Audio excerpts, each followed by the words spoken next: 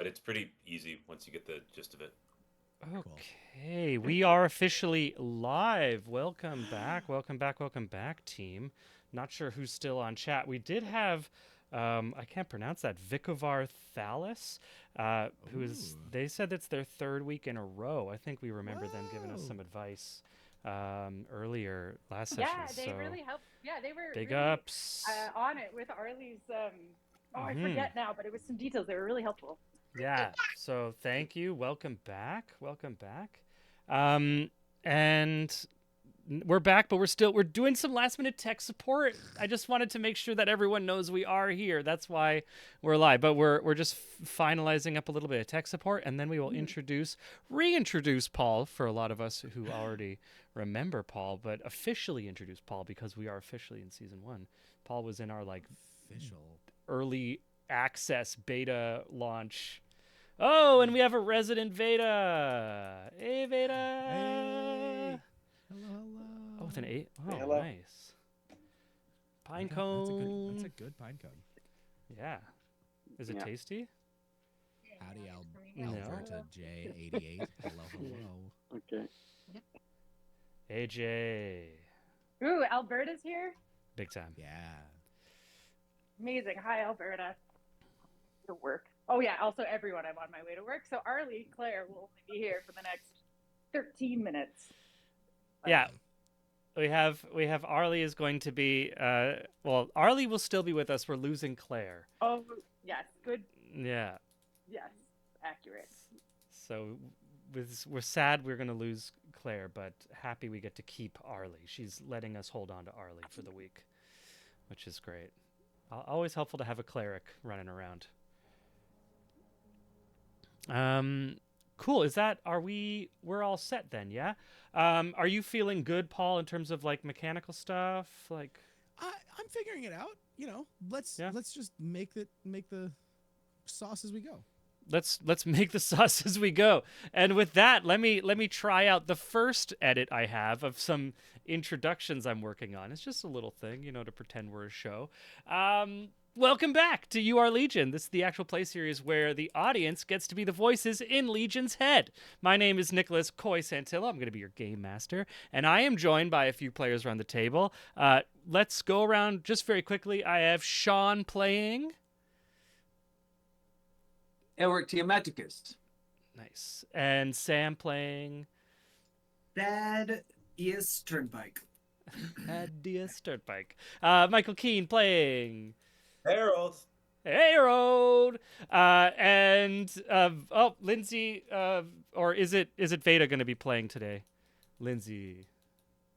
Lindsay Owen Pierre playing Bubo, the father of Lord Veda, our Lord and Savior. And Savior. Yeah. That's me. Of the Sith. Love it. And we all did see Claire for a half second, but Claire has to go and be on a train because trains are cool. So we have Paul Diechmann is how I pronounce. Oh, there she is. Oh, she's here. She's going. Yes, love you. Oh, she's on mute. I love it. You are even more muted, exciting. Even more exciting. Okay, I gotta go down to the lobby in 10 minutes, but I can sit here. Okay. Amazing.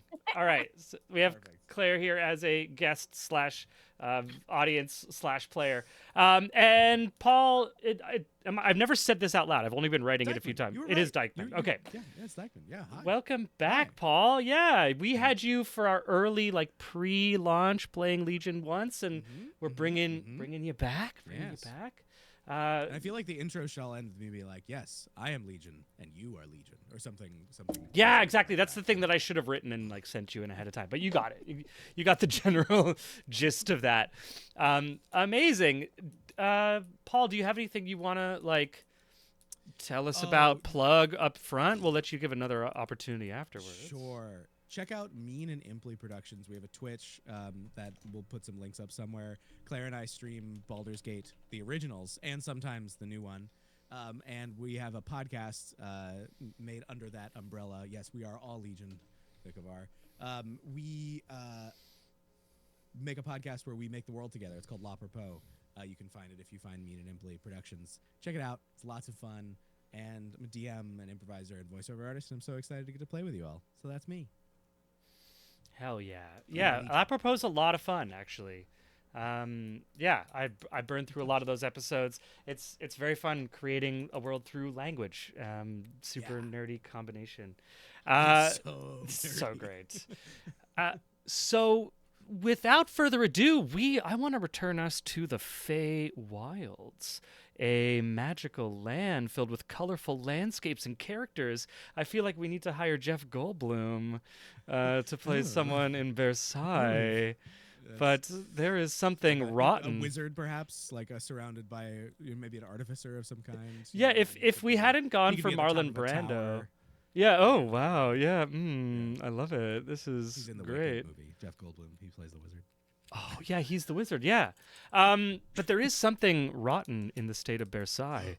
The waters of the royal pools have turned foul, and the rabble have begun clamoring around ridiculous terms like reform and constitution.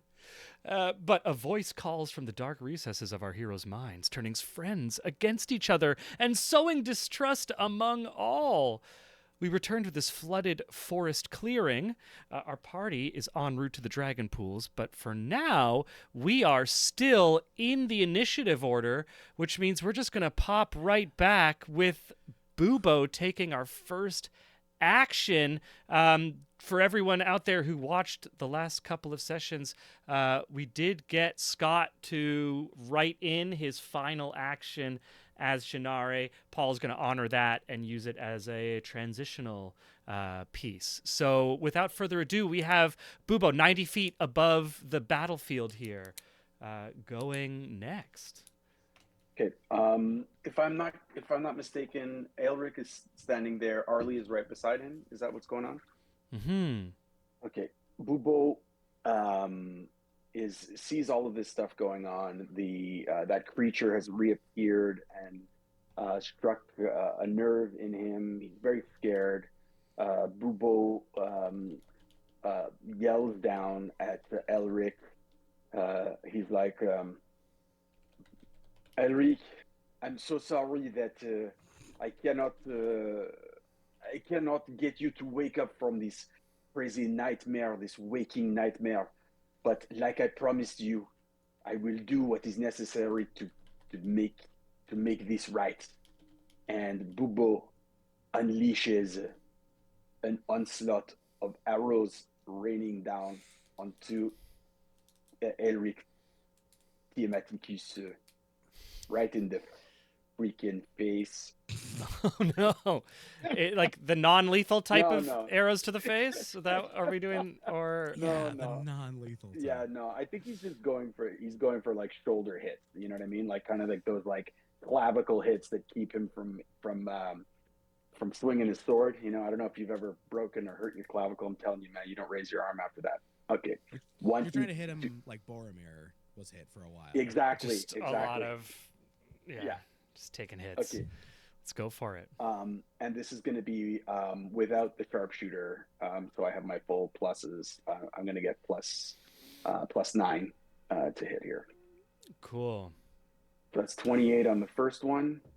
That doesn't hit, right? No, it's Elric's armor is way up, right? Yeah. No. It passes through him, and the second one's not going to be as successful. Okay.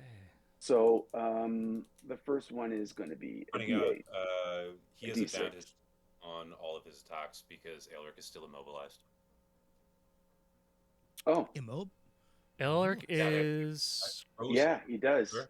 He's Yeah. immobilized because he's got goop on the Water. pool Harold Remember? Harold used the under water his on my feet. legs. We muddied his water. His legs. Yes. Froze the water around him. Yeah, Okay, Harold so- used mold water or whatever, control water. Whatever that Okay, spell so is. we'll do 2 more rolls. So I'm just going to resolve the first one. We'll say the first 2 rolls was the first one. 4 plus 5 plus 4. That is going to be what is that? 4 plus 13 on the first hit. And on the as a bonus action, he is going to activate his favored foe thing. He gets 4 of these a day. and I get an extra D4 hit if I hit on this guy. So he's going to, okay, the first one's going to hit. Let's see if it's a crit. It is actually a critical hit. So it would be a D8, a D4, plus Is, 4.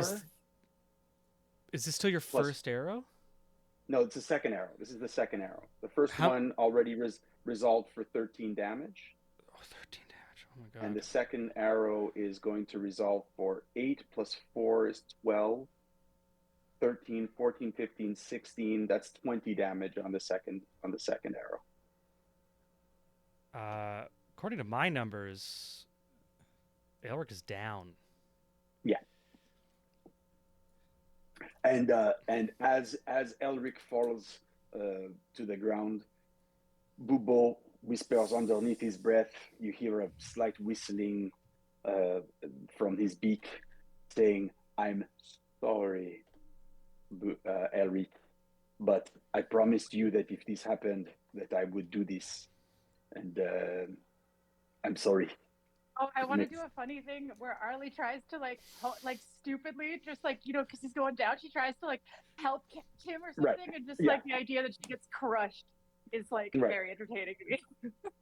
Okay. I mean, I she's love it. right there. All right. Yeah, there. Paul, roll me an athletics check for Arlie. Just be like, Actually- oh, Oh, This man. will oh, be. sorry, my friend. Show me a Yeah. 20 athletics check, like a heroic friend catch. Athletics.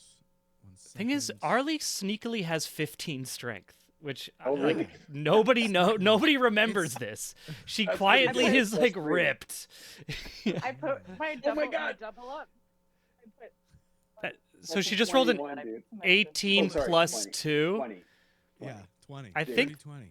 I think a 20 is strong enough. I think a 20 is enough for. Oh, for I mean, sure. we're not breaking physics here, which may or may not exist in D&D, but I think Arlie like kind of catches a falling Aelric, at least like the top of him. going into an elevator. Okay.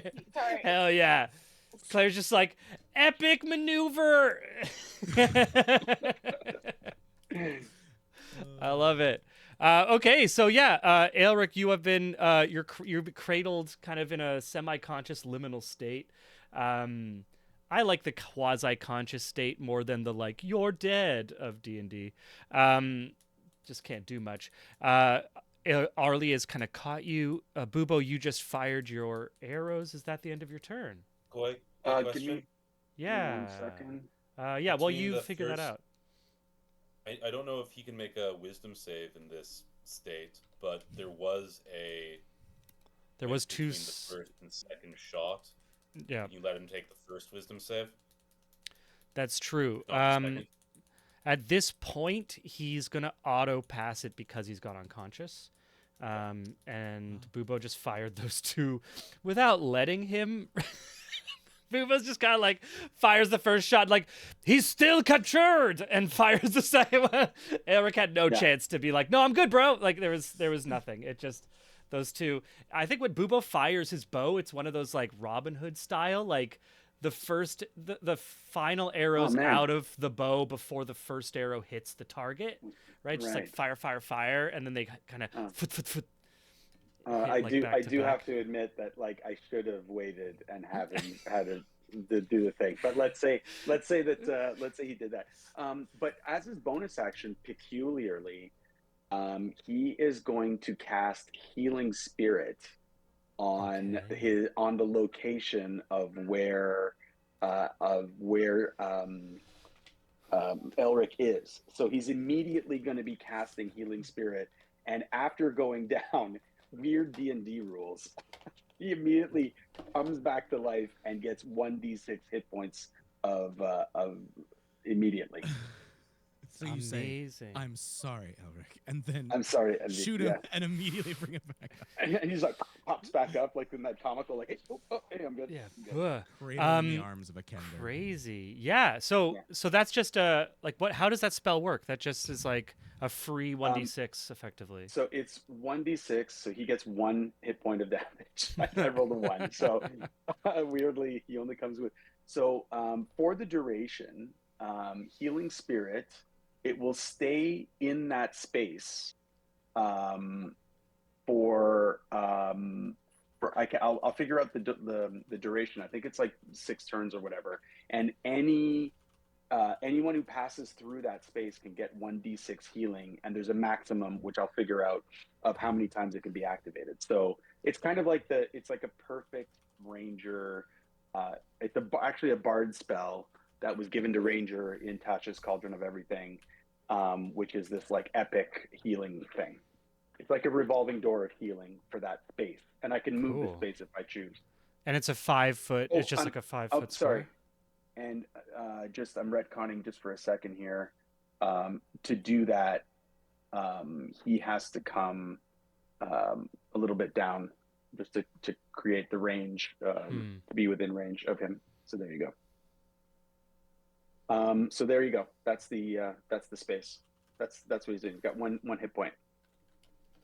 Wild. And I just put a little light there on that space so that we can keep track of it. Word. So cool. Amazing. And then he goes, Elric, wake your prison face up and do something. Oh, Vicavar is reminding us remember, that's a first level spell because you're in the Feywild, so make sure you Yeah. mark off a first level. Yeah, exactly. It's pretty awesome. And first levels are free right now.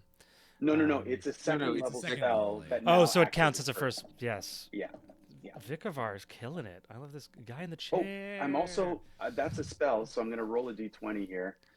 So we're going to add that to the list. So while you write that craziness. down, I'm just going to remind people the way we're doing Wild Magic Surge with Bubo, because Lindsay likes keeping track of numbers, and I think it's fun, is whenever he rolls a number and doesn't hit the Wild Magic, that now is a Wild Magic number. So mathematically, it's the same as just like adding a +1 to whatever the difficulty is, but it makes it more fun because the numbers that become dangerous pop up everywhere as he rolls new non-reactive numbers. So at this point, there's a few. I think it's been a while. I think since last thing I remember, you turned large. It's not a few. It's only there's only 3 right now. Okay. But, cool. Because I had already spent it, but it's cool. Amazing. So in that case, Bubo downs, and then immediately brings Aelric back, who kind of blacks out and wakes up in the arms of Kender underneath his shoulders, somehow keeping up his 1,200-pound frame. And with that, we go to Harold. You're up. What's up, Harold? As a reflexive action, I shape water. Mhm. Ulrich's feet are no longer frozen. Mhm. And Harold, just to Aelric, I'm going to spend 4 charges of my Seed of Zivelin into him. Cool. Track that, because we've also had a few people using that seed recently. So just let's make sure that, I know last week we had some people use it. It refreshes at dawn. We are midday, about just past midday. Okay, well, I have no more left then, because Cool. I've used all 4 charges. I'm out of charges, but I do have cure wounds. Amazing. Yeah, I'm out of charges too. 10 Cool. HP into Aelric. Amazing. It looks back up to 11. Great. Are we still in initiative order? So it's going to be Thad. Legion does have like a kind of a prepared, because Scott wanted to do something. So I'm going to get to Legion, Okay, and then if we're I have dialogue. You can wait. Cool. In that case, we'll pop over to Thad. Yep. Who were muted, Thad, just in case that's a... I was counting. Well, the first thing that happened is the arrows sort of like one after the other hit Like that, like completely freaks out until like a cat. Every bit of like hair on his body is about to stand up on end, and the second he pops back up, it's gone. He whips around, and I'm gonna move him to the last place that we saw the beastie, which I think is over there. It was in this Which little pool is over in here, this right? area, correct? Yeah. And I'm gonna cast Fairy Fire just in a 20-foot cube. In I believe it's a 20-foot cube. I will double check. In that area, trying to just tag it so it can't become invisible if it is actually here. 10. No, but yeah, it's a 20-foot cube. Cool. So you got like that whole little section there. Yeah. Awesome. The fairy fire does not reveal any invisible creatures, or at least it doesn't reveal any large, scary, fish-like invisible creatures. This is the Feywilds. It does reveal some cod that were invisible that show up, and some like tadpoles that are there around the edges of the water. Sorry, were they cod above the water? Were they swimming in the air or? Oh yeah, they is don't this- care. They just kind of like will keep swimming, and then like all of a sudden they're above, and then like they just kind of swim back down as if Great. they never really left. Yeah, they Very don't. nice. No one taught them that there's like something that has to happen at the surface of water. If you don't know the rule, it doesn't apply to you. Exactly. Yeah, It's the that's Wile E. that's how Coyote it rule. works. Exactly. Yeah, you don't fall until you look down. Yeah. And yeah. then you fall. Until you know you're supposed to fall. Yeah. Honestly, that's D&T. That's it. Pretty much. Yeah. Awesome. So that brings us to Paul, kind of double turn. We have aspect of Shinare and then Juniper afterwards. So the first thing is the aspect of Shinare does. It's not clear where this thing is, and it's not No. clear. Okay. So the aspect of Shinare is like scanning around, looking agitated, wanting to resolve the situation and can't. Will step to be as close to within 10 feet of as many people as possible, which looks like it's just going to be up next to up next to Harold.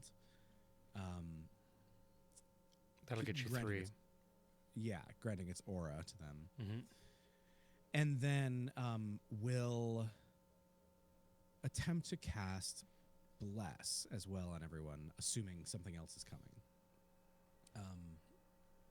And do you, And Bless is 30 As- feet.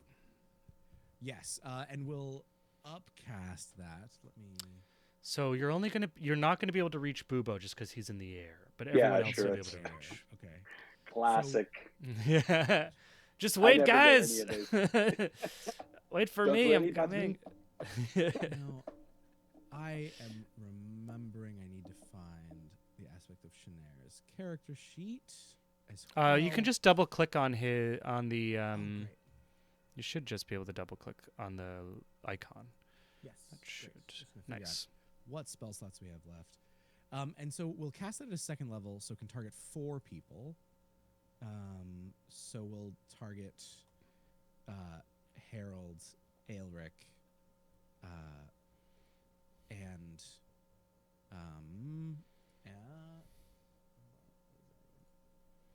and Thad.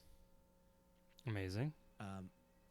And in doing so, almost begins to like bubble and glow. Like various Okay. plates begin to shift as that spell goes off. The body of Legion seems to, for a moment, like reaches out sort of in the direction of each of these people that receive this bless, and then begins to sort of like withdraw and grow smaller in some sort of way as that spell goes off. And as they are finishing casting the spell on Arlie, as they like reach out, they touch Arlie, and there is like a and a different voice in the aspect of Shinar comes out that says, "Perhaps a contract is not the correct solution." And they touch Arlie's face, and as they do so, they also say, "And you are needed elsewhere." Zivlin had a good idea. They remove their hand and their fingers stay on Arlie's face. There's one sort of on their temple and one sort of near their ear, and Arlie's eyes go blank. And as their fingers come off, the rest of the body like roils in color. And this new aspect, the aspect of Galeen that you are all familiar with, begins to roil across them. Runes and various texts become scrolling across all of their arms before solidifying once again in new plates. The various gems like oscillate up and sink back in, but are much more present. It seems like almost as if Galeen is like shoving its way out of a bunch of other stuff, leaving sort of a like tumult of other things behind. There's this clear sense of someone being like, okay, good job, but maybe take a seat. And they like pull Shanair back. And as that all rocks and settles, Galeen looks around at everyone and says, we are in grave danger. Now, is the bless my action? Do I have an action now? Or so that was Shinari's action, which is also going to be Legion's action. Now, I'm going to say that the bless does last through this transition, but you also have Arlie is next in the initiative order, so you also get to control Arlie now. Great. Yeah. Okay. I just have to. This is Paul coming in hot, being like, "Hey, last minute, do you think you can control 2 characters?" Like, yeah, no worries, I got this. It's not like it's a cleric or anything. It's not like, Yeah. Oh, okay. Okay. It's not like it's one of the more complex spellcasting. It's okay. I got it. But Paul does play with Claire, so Paul and Claire have experience I'm playing familiar, together, yes. which is good. But do I have a bonus action? Yes, you do. Yeah, you As never bo- haven't as spent the it yet. aspect of Legion? Yeah, Okay. yeah. Great. So the immediate thing with the bonus action is going to be to Aelric, as like the aspect of Legion settles, these like runes and various like sort of clockwork gears that emerge from the top, and like gems sort of recess but are still glowing from within. Appearing above his right arm, sort of that he sort of hovers, is this book that seems to like flip through and show different things.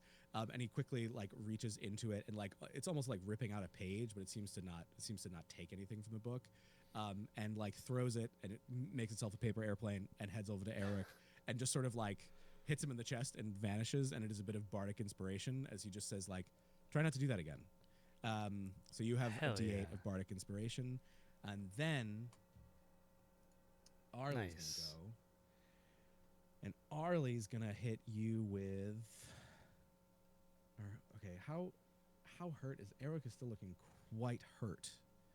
And so again, Arlie's eyes are blank as they like do these things, but they still seem to be calling on their divine power and doing things, which Legion. I don't know if anyone feels some sort of way about that and how strange that is. Legion simply says like, she's been removed from the equation. So therefore, we have made it easier. She will not be controlled by whatever this is. She's gonna give a healing word.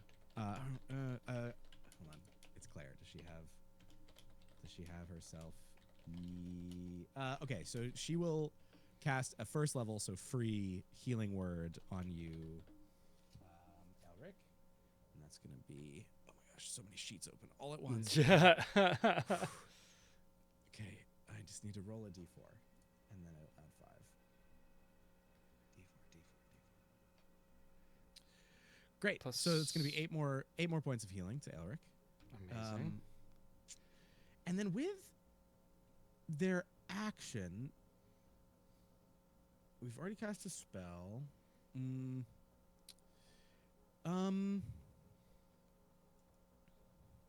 Man. So many things to figure out all at once. No, I'm just trying to remember. Is going to use their channel divinity. And this is strange again because Arlie's not present, but we're going to activate the channel divinity read thoughts. Mm-hmm. As an action, you can use channel divinity to choose one creature that you can see within 60 feet. That creature must make a wisdom saving throw. On a success, you can't use this feature again until you finish a long rest. On a failure, you can read its surface thoughts. while within 60 feet for 1 minute. During that time, you can cast Suggestion as an action. Oh, that's not as you. It's not like just like a blanket read thoughts. But is there any sense? Again, I'm coming in midstream that anyone else has maybe been dominated by this thing and we don't know yet. I'll leave that to the party to describe. I'm pretty sure that we've been operating as a team, knowing that Elric is the wild, crazy guy. Okay. There was a moment where I was dominated, but since I've turned around and started shooting Elric, the going theory would be that I'm no longer dominated. Okay. So that's From a role-playing standpoint, we have reason to be paranoid that any of us could get got any second. From a table talk standpoint, nobody's rolled a wisdom saving throw out of the blue in a while. Yeah. and also from a reality, the thing has reappeared and has disappeared again. So there's quite possibly somebody that has been dominated in the interim, but we don't know. Okay. Then she'll just use her action to help Elric stand back up. Just give the help action to help him stand up and steady him for now. Just bonus action, healing word, and then action help. Amazing. As just steadies and stables them. And Legion Galeen will say, "Why isn't she wearing armor?" Right. Amazing. And with that, we're going to Aelric's turn, and I'm going to say as long as Aelric doesn't get combative, we're going to be slipping out of initiative.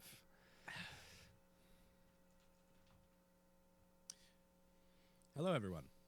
It is good to see you all again. You have survived. This is good. In case I'm Galeen, it is lovely to see you all again. Putain. No, we have watched it change, but that felt like a little bit more of a violent change than normal, right? Like there was a little bit of is that correct? Do I need to roll an insight check? What's Yeah, describe. So how many times have you actually seen the change? Because I think so you witnessed this might be the first time you've witnessed a shift. Because I know that you've seen like new legions appear, but you didn't see Tamora, the change into Tamora, which was in our preseason one. I don't think you saw the change into Galeen. I don't think you saw the change into... Yeah, they seem to be off screen when that thing happens. Maybe Krampus? I forget if Krampus was in front of other people. This was definitely fast. This was like a Transformer speed kind of thing. The way, like, yeah. Like... Is that it's just like is it always like that?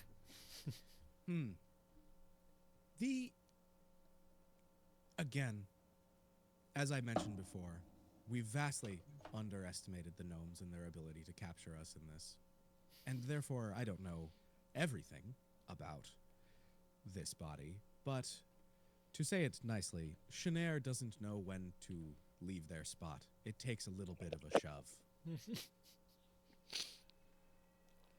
Okay. They just needed to sit down. So the situation with the tentacle thing, are you here because you know something? Can you help? Well, a little bit. And as they say a little bit, they like are almost like keyboard like touching various surfaces in their arms, and they begin to let out a hum. And that hum is like, at first it just sounds like a hum, but it has sort of that like that quality of like when you're chanting Om, you know, that like in the, it feels like it's moving a little bit in pitch. And if you get distracted and you're not listening to it as much, you start to hear a non-stop series of facts about the world and everything that is. Stuff like, on the 19th day of the month of, there was a chicken that laid an egg that and like this like crazy constant murmuring of like, and that wedding was called off because of a meteor strike that prevented everyone, and therefore the kingdoms went to and this is going to be counter charm. So everyone within let me just double check the range on counter charm. So I'm going to be just doing this as my action nonstop. So this hum is coming off of me. Everyone within 30 feet of me has advantage on saves against being frightened or charmed. Because if they allow themselves to, if their mind wanders, they begin to hear this horrible, I mean, it's horrible in sort of an eldritch sense, like all the facts of minutia of life all at once. But just sort of like sinks into the background otherwise. A little bit. DM, does Cool. Galeen recognize this thing in a memory of what was pictured briefly? Is this something that the God of Knowledge would recognize or is available to them to know? Because you Yeah. sent me a picture, and player Paul knows what it is, but Mm-hmm. I don't know if Galeen knows. Galeen, the deity Galeen, assuming Galeen remembers what Shannare saw, yeah? Like has kind of access to that. Yeah, I'll say that you can take a history check with advantage. I shall. Don't mind if I shall. And rolling with advantage is shift on Foundry? I could just roll it twice. Yeah, we just alt. It's plus control click. or alt, one or the other. One is disadvantage, so if you get disadvantage, just roll it with advantage. Or just take the number. Oh, dirty got a 20 and a four- 16. Yeah, 14 plus 6, dirty 20. Amazing. So yeah, with a dirty 20, I think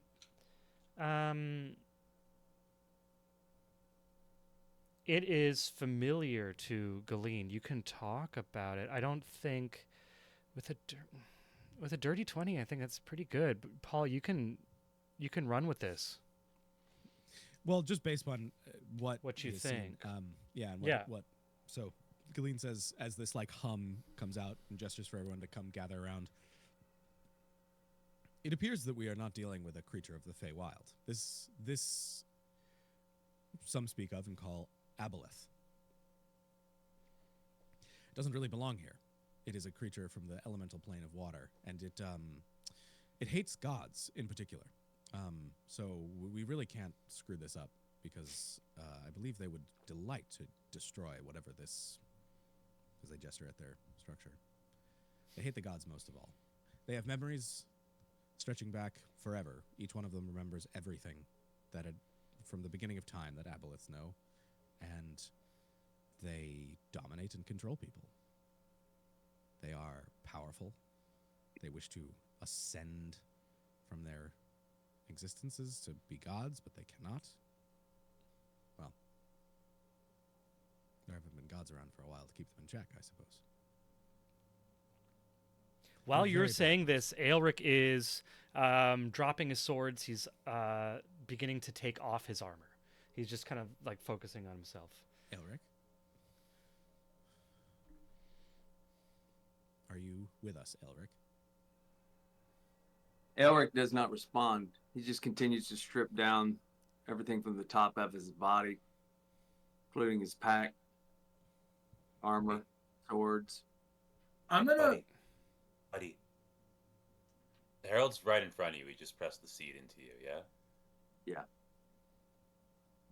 Hey, talk to me. Big man. Not one more time. It happened to any of us, buddy. And he's foraging in his pack as this conversation with Harold is going on. Cool. But I'm it going to keeps say that happening. that mechanically you have doffed your armor, which leaves you with 14 armor class if you remain dual wielding. The swords are easier to come in, but by the end of this action, you will have doffed your armor. Yeah. I'm gonna have little Bubo fly down next to Arlic and sort of reach out a wing and gently touch his leg. And I'm gonna continuously cast Cure Wounds at first level, which takes up no spell slot, and heal him back up to full health. But I'm gonna keep himself at still a respectful distance. But just the little owl is there with his wings sort of next to him, and you will feel this like vitality rush back into you, and everybody's seeds kind of have a feeling against your skin.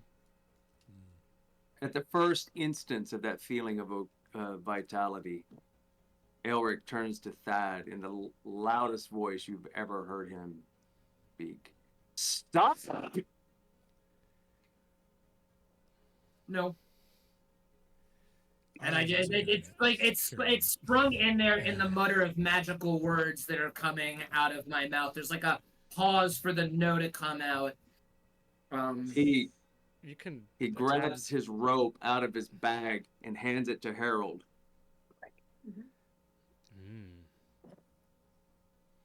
Find me. Find me! Put your armor on, and I'll bind you. Deal? No.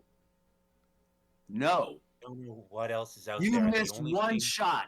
You missed one combination. I get the drop on this party, and I wipe you out. Bind me! At that point, I can stop spellcasting, and to the dragon man, Bubo could kill us all in 2 seconds flat if he went into the air. If the thing took over my mind, God knows what would happen. Each one of us is perfectly capable of dismantling the other one. You having your armor off puts the rest of us as in much danger as taking it off does. We need to figure out this situation, and you need to get your head in the game, soldier. Elric turns to Arlie and kneels. Bind me. Please. Very uncomfortably, her mouth moves, but Galeen speaks. And Galeen says, "You are not so useful this way. It's a noble intention, and I understand. However, your options are not to be bound. Before that thought finishes, I get up and I start walking to where Bubo is above. Amazing. At this point, Bubo is no longer above. He is now like floated down and brought himself right square in front of you. Looking at you square in the eye, he goes, "Elric, we've talked about this. You understand that the power that you wield is very dangerous, but we have an agreement between each other. I will always be here to kill you if you ever do anything like this again. I don't know exactly how you make it good in your own mind. I am also afraid of myself. I am afraid of what I could do if I come out of control. But to cower against this evil that is not your way, you have never cowered since I've known you. The true way through this is to prepare again and again and again, and to keep on fighting to make sure that this doesn't happen again. Yes, it is very scary, but there is no courage without fear. It's important for us to feel this and fight through the fear to destroy this evil that is plaguing this land, just like we have to get back to our own reality to destroy the evil that is plaguing that land as well. This is no time to feel sorry for yourself. We need you. We need you." I'm not feeling sorry for myself. Well, and he backs up and he goes back to his stuff.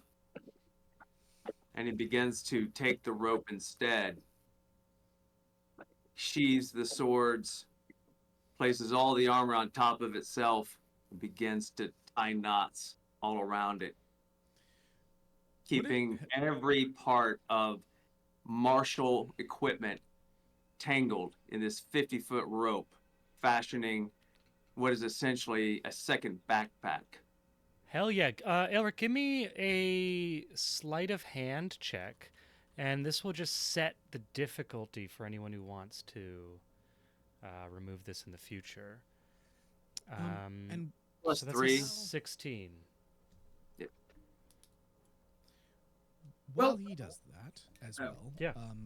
Once again, Arlie mouth moving, Galeen speaking, will say, if we were to rest and maybe get Arlie's armor, and perhaps we could convince you to put your armor back on. Arlie would be able to make it more effective than binding you to make you Stop. immune.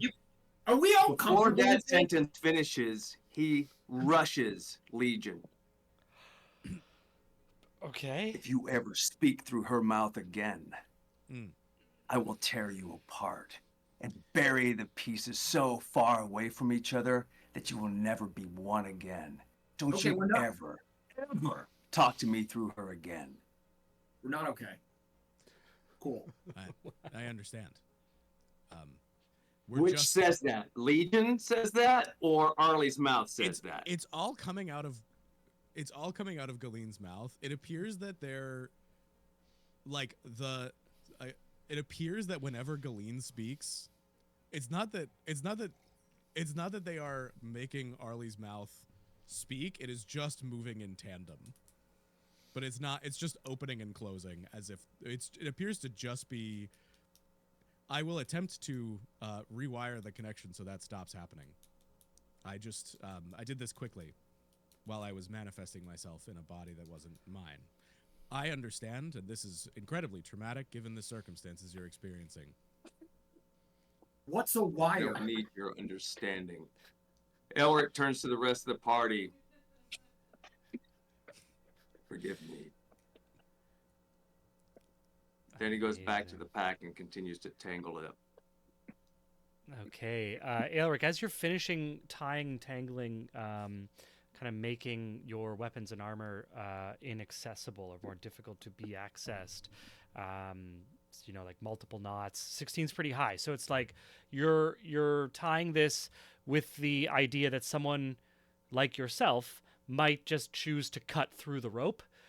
So having a series of knots within this 50-foot rope means that like even a single cut would only break one of those bindings, right? So this would, even cutting through this at this point, would take multiple cuts. Meanwhile, as you are doing that, little Bubo has been kind of maintaining a fairly close distance and touching you with flapping wings. There has been a little bit of just kind of close enough for you, Aelric, to hear, but little Bubo kind of whispering like, I don't want to be here. I don't want to do this. I'm sorry. And then you feel these little kind of glows of vitality coming through the brush of feathers. I really don't want to do this. So at this point, Aelric has bound up his armor and arms, his long swords and armor, is now functionally everything. The hammer, the crossbow, okay, the crossbow, sword, it's all in there. Hell yeah, amazing, yeah. And with 50 feet of rope and with a 16 on that roll, totally. So at this point, Aelric just has his clothes that he wears underneath, and no other accessible weapons. Well, Bubo looks like turns. it was done well. Bubo turns to the group and says, I think we just need to give him a little bit of time to collect himself. Speaking from experience, it's not a very easy thing to experience. The mind of another touching into the very darkest parts of your body, of your mind. But I need to understand. I need to understand what are the capabilities of this creature, and who amongst us has experience fighting this, because I have to tell you that I do not. So what are the types of things that we can do to prepare ourselves? Because I'm telling you, if I am dominated again, I may not have the same outward expression as Elric, but I'm telling you, you will not survive long. Well, the domination that you are speaking of, Arlie, through the gift of Zivelin, will be able to protect at least one person from it consistently,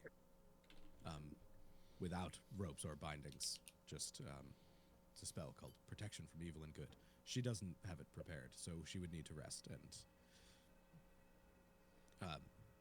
additionally, stay close to me while I'm making this hum, and that will help too.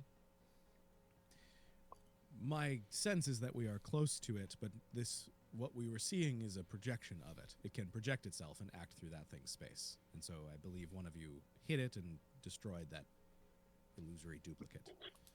We are clearly headed in the right direction. Where it is exactly, I don't have access to that knowledge. I think we have an idea where it is. I don't know if we have the idea of camping under these conditions. We should not camp in its lair. If it is able to project itself, it's within a mile of us probably, or close enough that it could affect us. The spell goes on Aelric when it's ready. Seems wise. Awesome. So,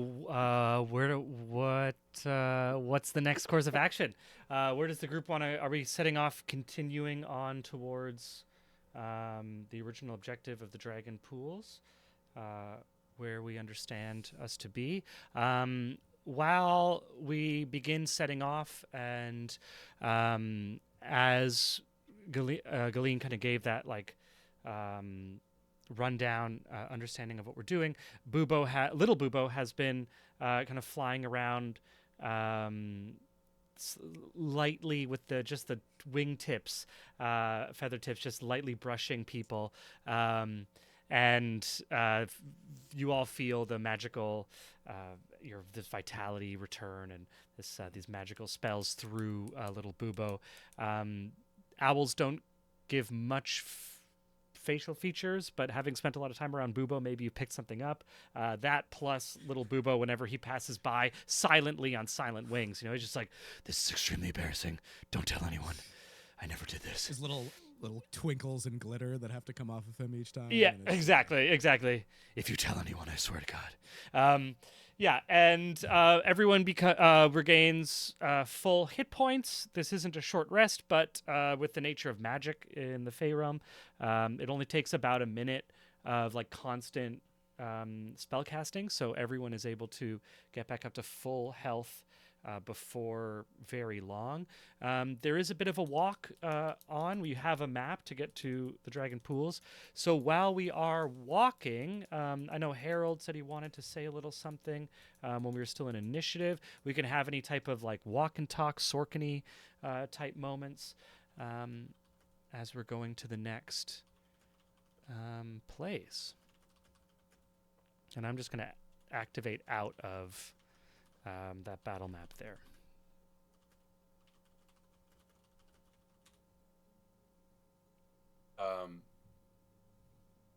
Harold was gonna speak with Bubo. You're back. Right. So Harold,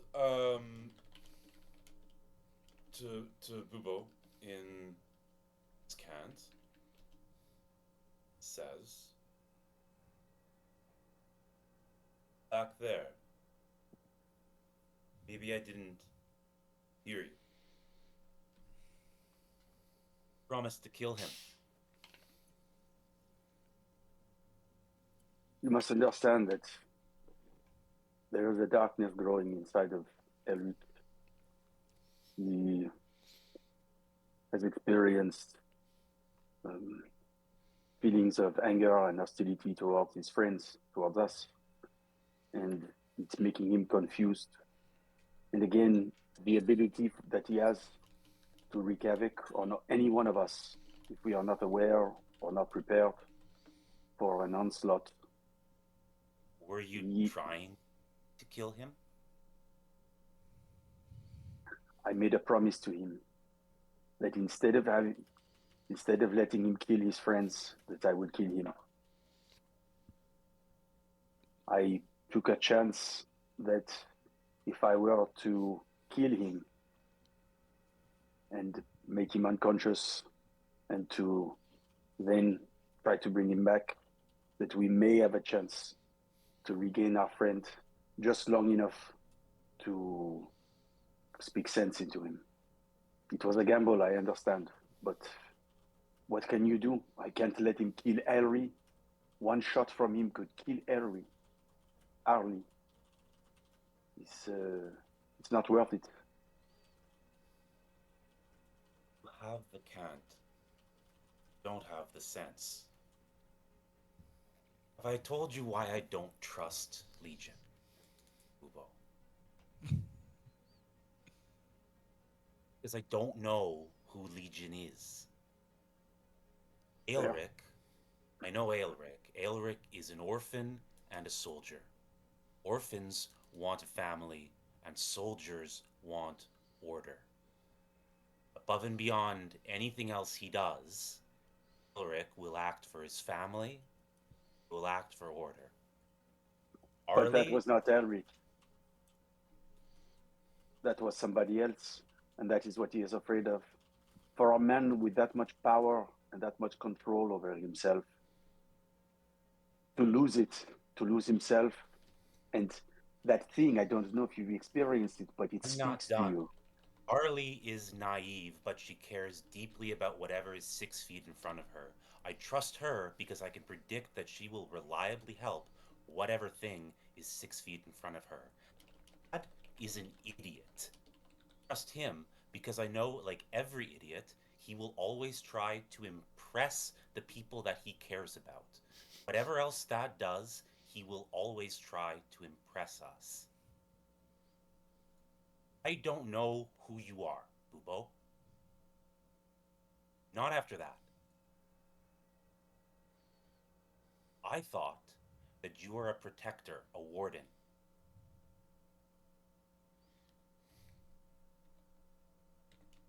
Show me who you are. My philosophy is one of the natural order of things. If you have a wolf that is infected with a disease that addles his mind and turns him against his brothers will kill him. That is the natural order of things. If Elric, I have to choose between all of you and Elric, I will kill him because I love him. Was mobilized and on the edge of death. You would put him down like a rabid dog? Who is the rabid dog in this party? I was the rabid dog, and I would expect for you to do the same thing to me in the same conditions. I do not know this creature. I cannot act in a way that is... We have seconds to think. I'm not going to think about it for 3 minutes while Elric kills everybody. I'm going to do what I do, just like you are going to do what you do. Harold reaches into his quiver and pulls out an arrow.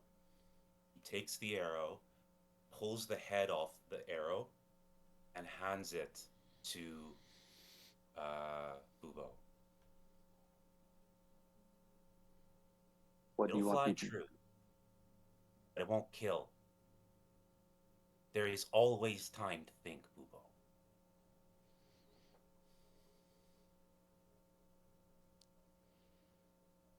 Wonderful. And as we walk through the Fey Wilds, Thad, did you want to? I do. I wanna sort of, at first, I'm gonna sort of slide up to Legion, and I don't want to roll a stealth check because I'm not being good at being stealthy, but I want to sort of try to examine the link that's going on between them and Arlie right now.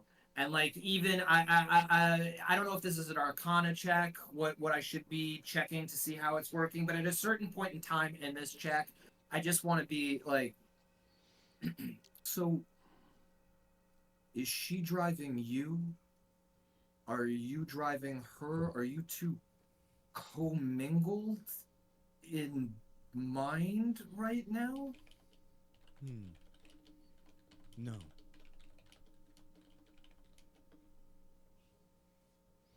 You can roll an arcane if you want. Yeah. Arcana. Fancy words. And I'm just going to let... Oh, because Thad is a true magician now. That's a dirty 20. So, great. Yeah. So,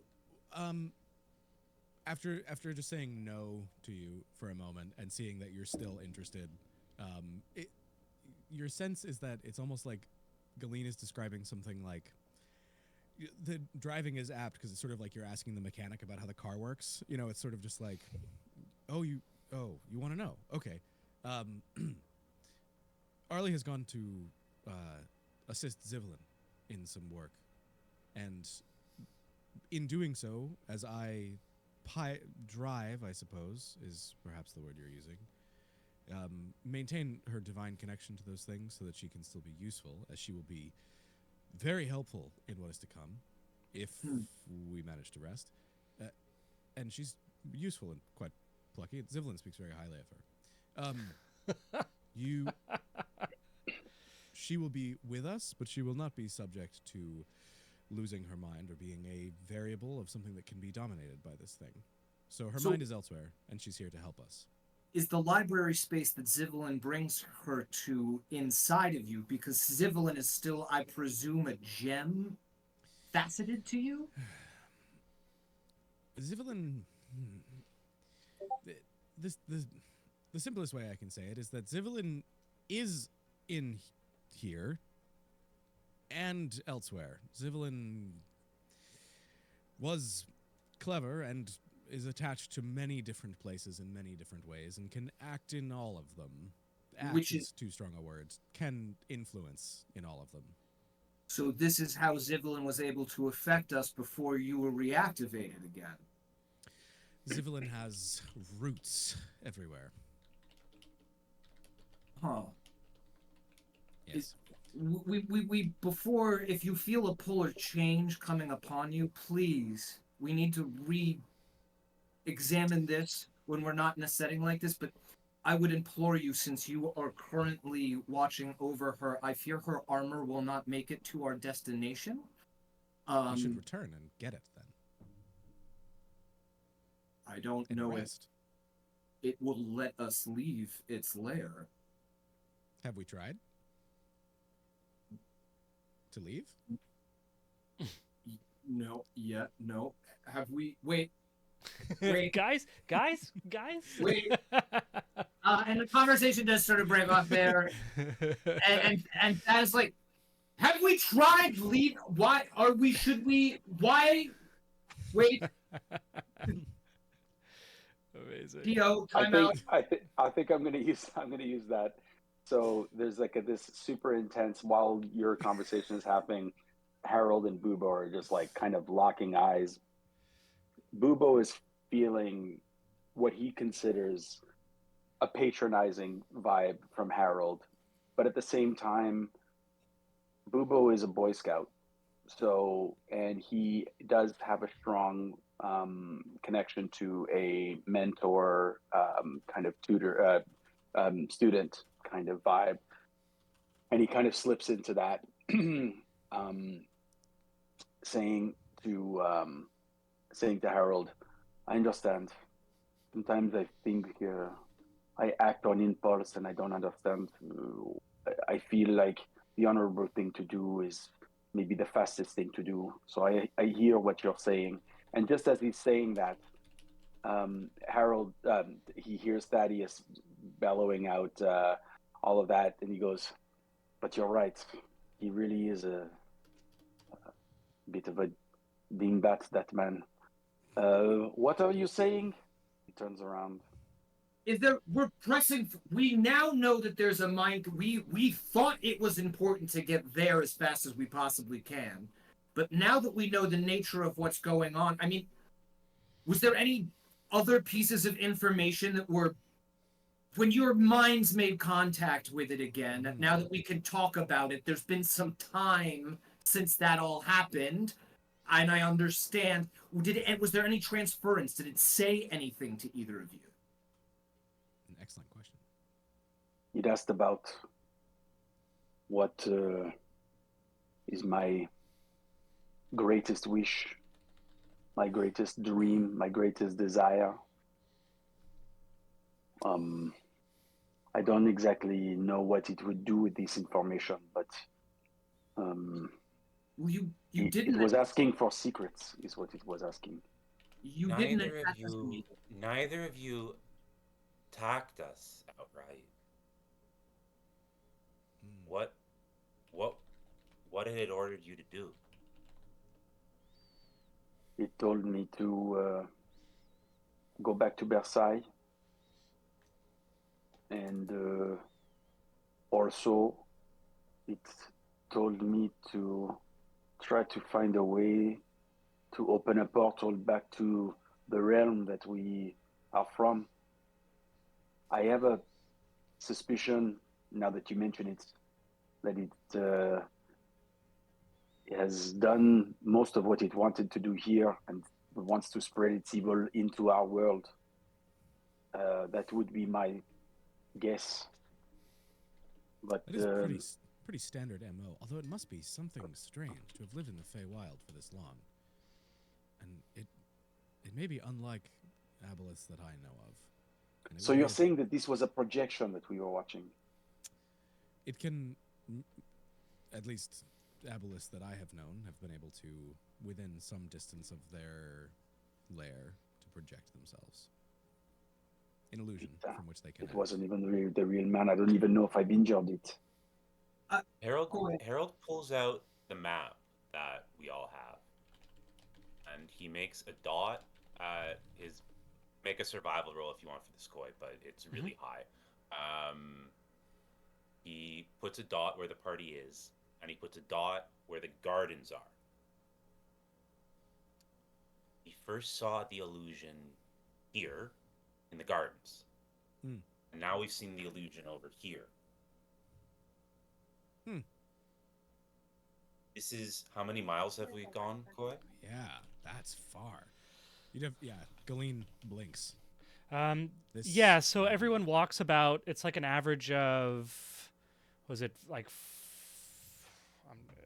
I'm not going to use proper. So chat, you can feel free to correct me, terrain, but it's so it's probably like 2 miles. Yeah, but you're with Bubo, so you can travel at regular speed. So it's about like 4 kilometers per hour. You left the gardens like mid-morning, we're talking about morning, like people who wake up with the sun type morning. So mid-morning is like 9 or 10, something like that. So at this point, you've been walking like between 4 and 6 hours. I rolled a 15, by the way. 15. So cool. With a 15,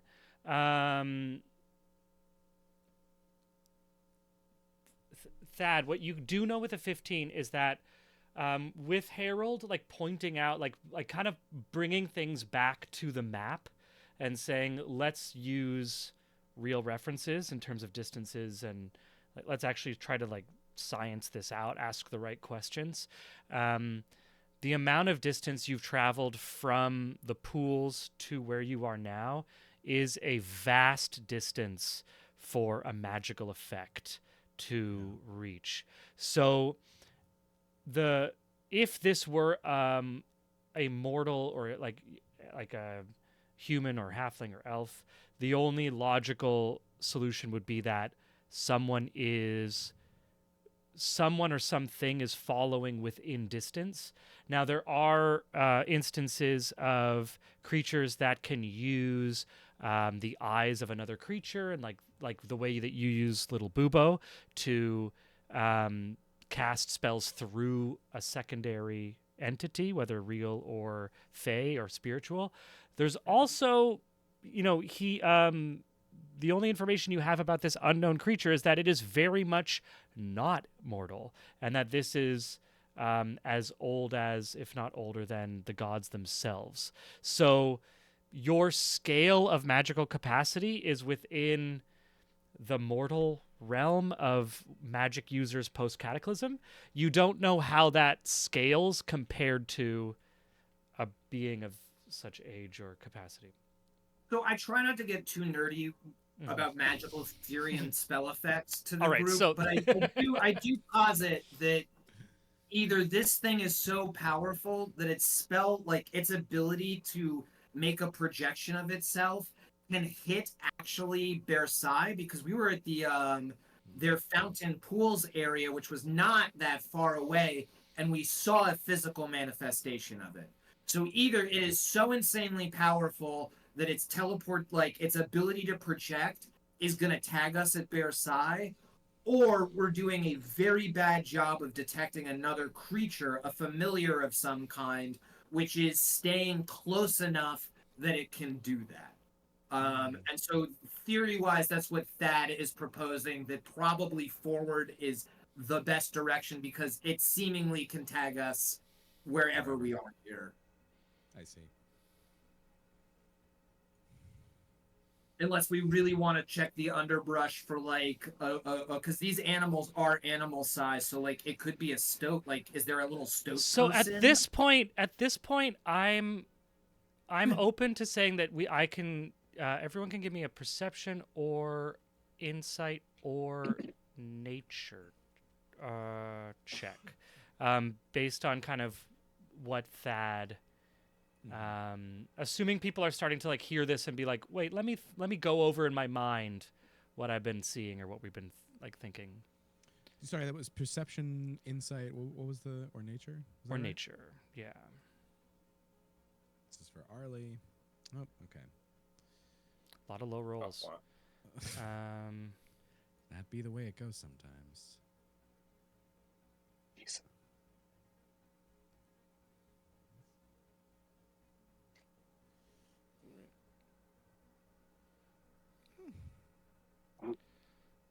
Okay. What was that last? That was 19. Thad, did you already It was roll? bad. Did you already roll nature though? Right? Oh, I was trying to see. I'm confused about my modifiers because I'm trying to see if my +1 from my luck stone is being. I clicked it too many times. My first roll was the real one. Sorry, guys. Okay. Cool. I got a 15 for Legion. Amazing. Yeah. So Legion, the big thing that you notice with a 15 nature check is that these Fey woods do not contain animals. Now there are like spiritual representations of creatures. You remember through the memories that you're able to kind of like pull from Shinare and pull from Nunkopi, like just the kind of memory is your field, right? Like Galeen is knowledge. So to be able to extract knowledge from within like the very construct itself is very viable, and you're able to pull up that, like, you know, flowers turned into little petal butterflies, and there were like strings that of like spider webs that became birds or became insects, but the only actual animals any of you have seen are at Versailles, and they have been wearing like courtier robes. Arlie and Bubo and Aelric, all kind of, everyone starts doing this like the horror movie of like the shot from the woods at the party, you know, the little party, and they're all of a sudden they're looking around, being like, wait a minute, where you know, like all of a sudden the gaze goes everywhere. Aelric, Bubo, and Arlie all at the same time go from looking out to looking in at the library cat, who's just sitting there about 40 feet away from Arlie and just going like, meow?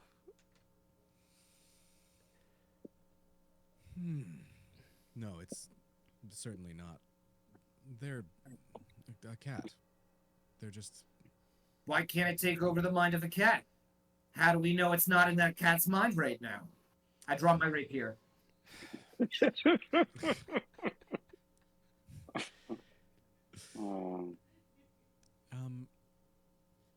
Galeen will approach the cat. Yeah, So- you get close to the cat. The cat's like kind of does the little backing up, like, I don't know whether to trust you. Yeah. What are you going by these days? What's your name? I never really got a name. Really? No. We call him Cat. Well, them Cat. I don't even know if it's a woman or a female. Well, great. And you are traveling.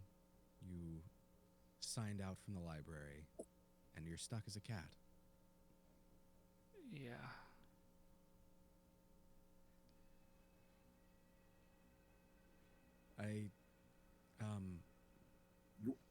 else to do about this. I don't really want to press you too much, Cat. Yes, you're raising your hand. The questions that we've been asking have led to more questions. What do you mean they checked out of the library and now they're a cat? That's what happened. I have it right here. And just like flips through the book, and like there's a quick vision of a paw print on a page in a library, like on a library card catalog. An official contract. It actually reminds you that of like the arcane contracts you sign when you join the tower. Like very much similar formatting. It's clearly an arcane format. You were I'm turning to the cat now. You were a person? No, never a person. Well, they're on a journey as a cat, and that I'm really quite happy for you. I think this is a wonderful new form. You're a good-looking cat.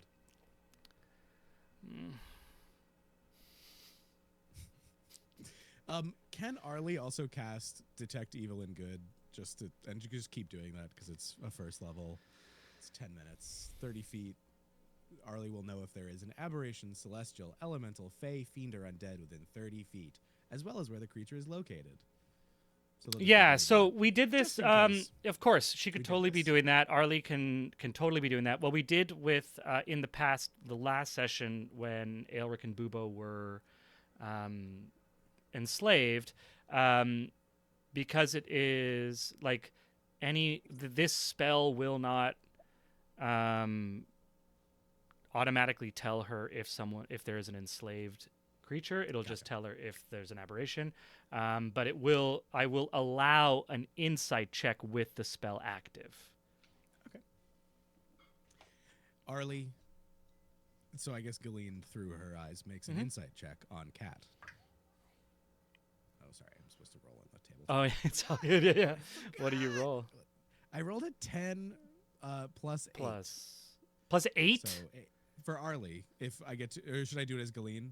Should I do it as Galeen? No, that's fine. Yeah. You can totally be doing it through Arlie. So it's an 18. With an 18, there is a tinge to the aura of this cat. An evil tinge.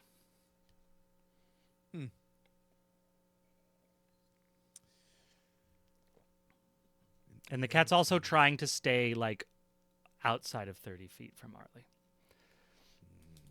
Which it normally stays very close to her, doesn't it? The cat's familiar, right?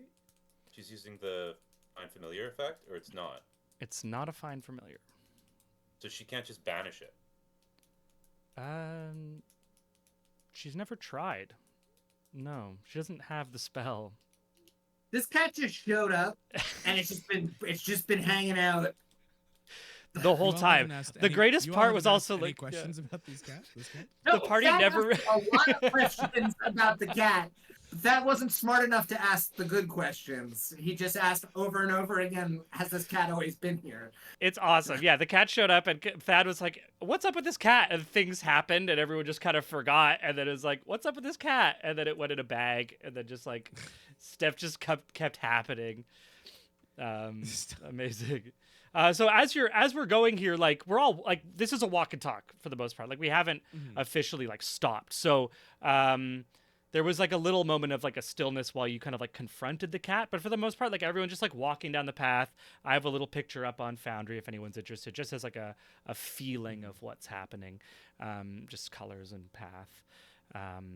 Abubo is staying in the air close to Aelric. Aelric's continuing as he normally does, like driven forward. Is there anything else we want to do kind of in this like walking scene? Yeah. No, I don't know anything's wrong. I'm still mystified that the cat used to be a library entity. In two separate moments, Aelric's gonna get closer to Harold and then to Bubo at two separate times during this walk. Yeah, who do you want to step I'll leave to it first? to you to choose which is first.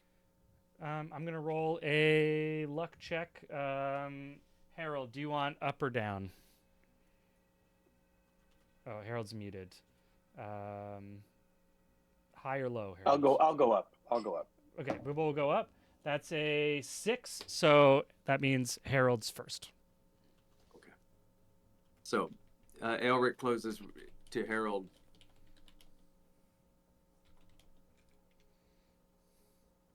I appreciate what you were trying to do.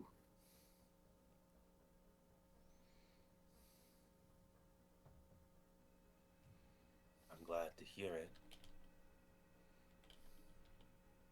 I cannot let this happen again, Harold. I cannot.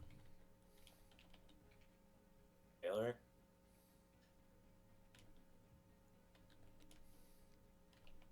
I know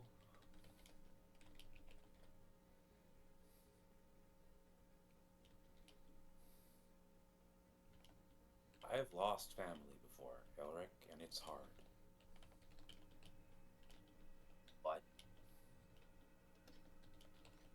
we're your family now. So you want to protect us. But I'd feel a damn sight safer if you were wearing that armor. Might happen again. It might happen to me. And when it does, we'll deal with it.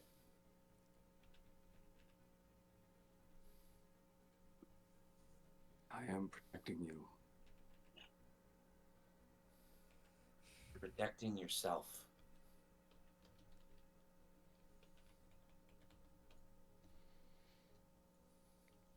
You love us, you will suffer this.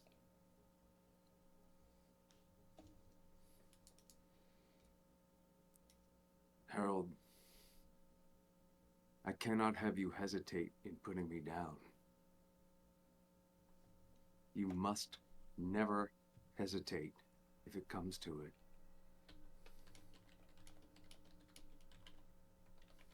You are my family. Elric, I will The not thought that I hesitate. would kill any member of my family, I could not live with, Harold.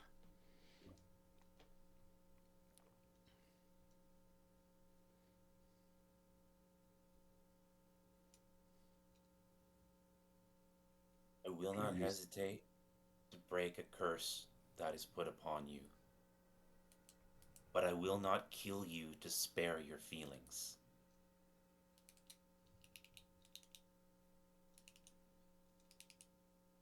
Life is pain.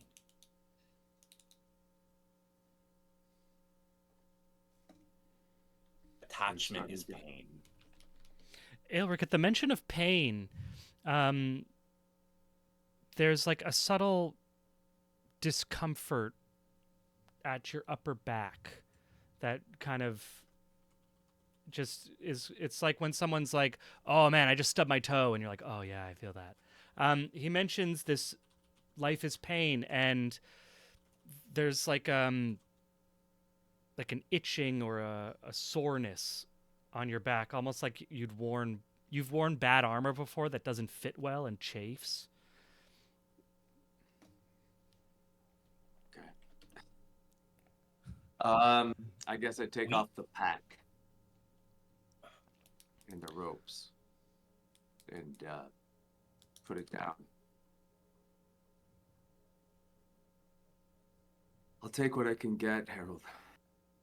My people have a word for injury that does not heal.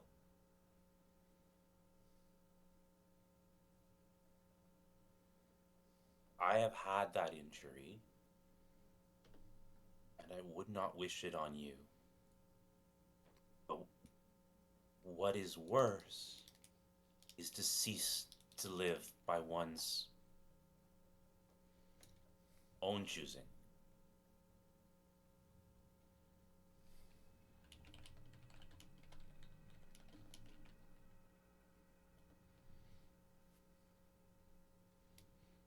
You have given me a lot to think about. Thank you. Koi, I don't know Mm-hmm. if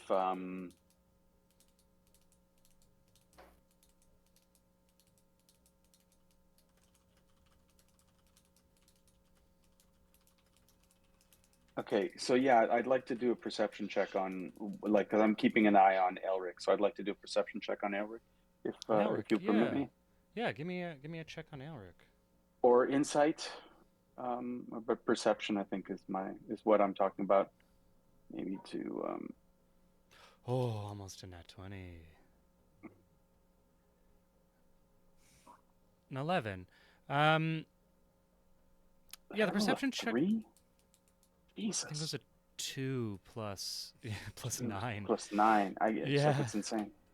Um, with uh with a 11, Aelric, you can explain what he sees. I mean, he doesn't see anything that would take like a 15 or a 20 success, but he's going to capture, especially now that you don't have armor on, which is like normally covering most of any vital area, or area that you can't specifically block with the blade of a sword. Um,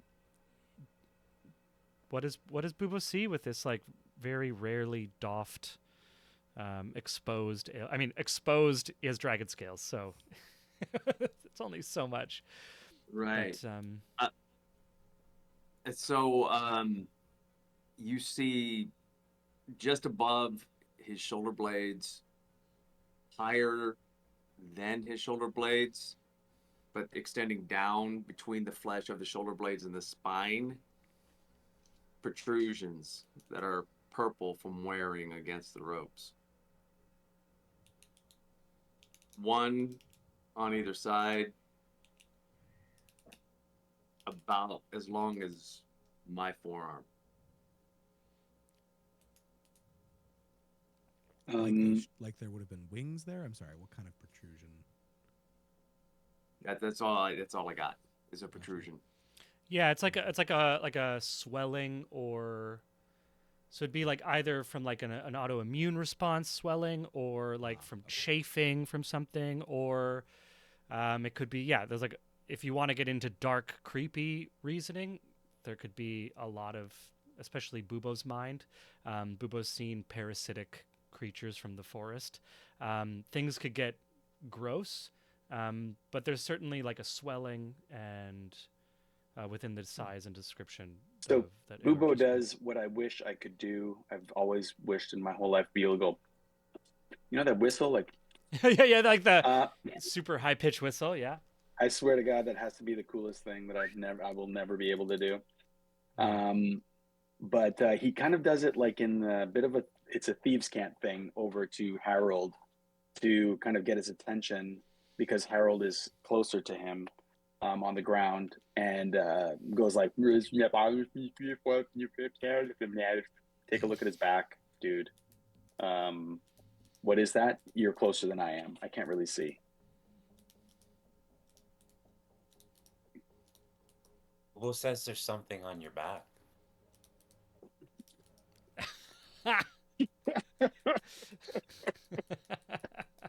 What?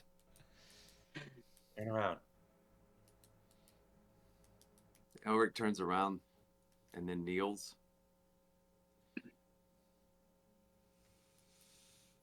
Can we? Were were these were these wings? These what?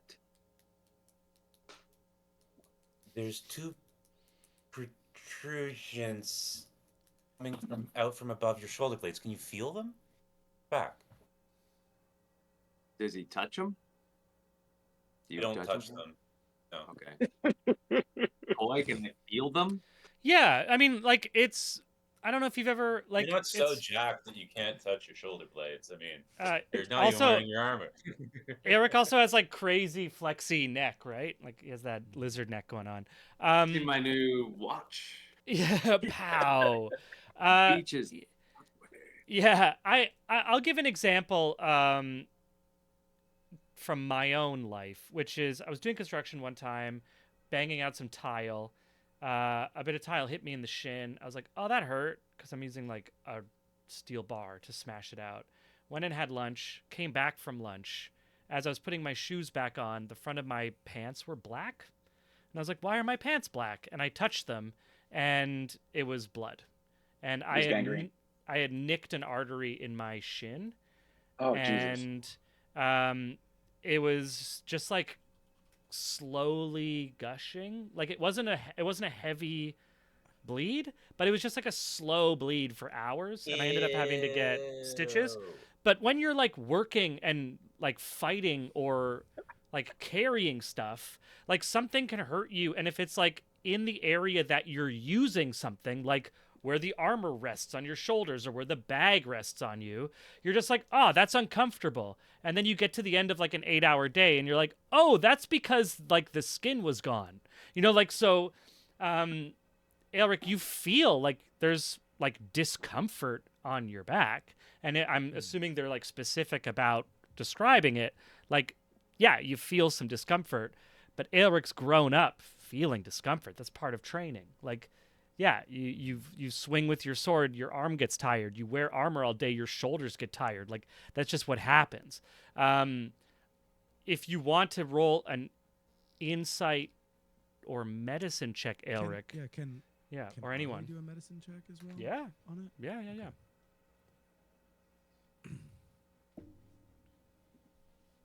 Okay. I still have all those pluses. Do I still have all those pluses on those things? You do. +4 and +8. Arlie with a 17, she can discover that this is not. She can't find any source of like a venom site.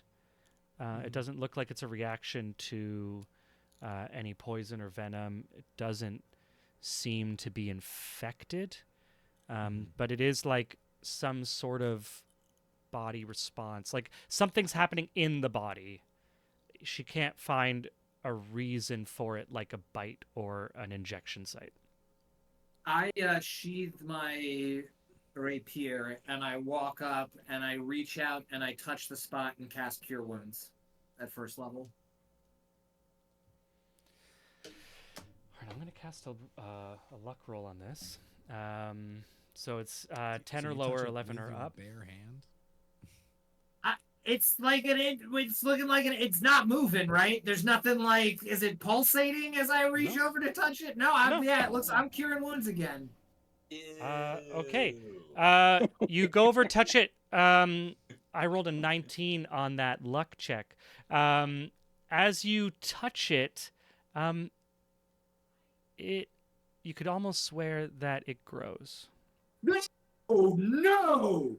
with the No! as you cast the spell. To be clear, as you cast the No! spell. No, not cool. Not cool.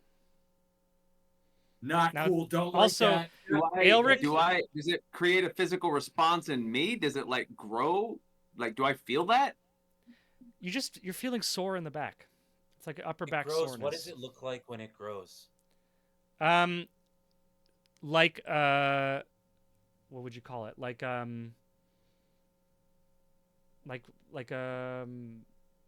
It's in its form. Look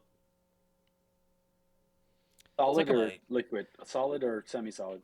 yeah, Aelric is only solid. Like there is no there is no soft layer to Aelric. It is hard on the surface and hard underneath the surface. Aelric is just layers of stone and muscle and scale.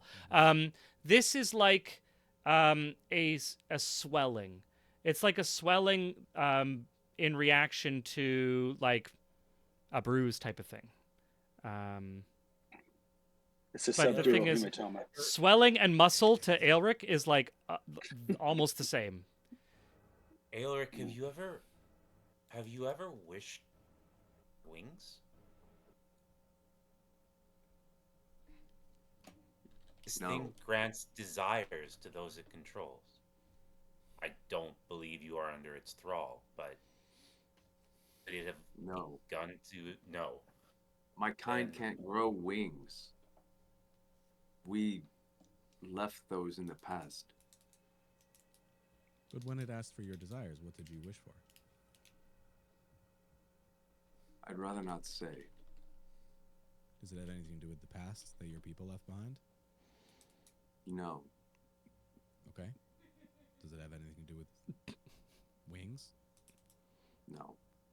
Anyone who wants to roll me an insight check, DC 10. Okay.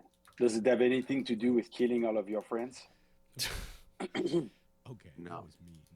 I can't read his inscrutable dragon face. Yeah. Okay. So yeah, Harold got a and 17. Arlie, who rolled over 10, and Bubo, you remember that you have and even Legion, like you can pulling up the memories of various legions, and even you So have just like access everyone kind of but Thad. everyone with Thad. Thad is just like a little bit thrown right now. Idiot. It might also be because little Bubo's on his shoulder, and he's like, I can't seem to kill the cat.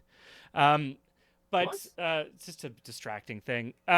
You all remember that you have encountered these draconic type creatures that look almost like Aelric, and a couple of the larger ones at that keep had wings. Now they are not like Aelric. Like they didn't speak common. Like they were like a twisted form. Like Aelric and them, because you know Aelric so much, you could tell.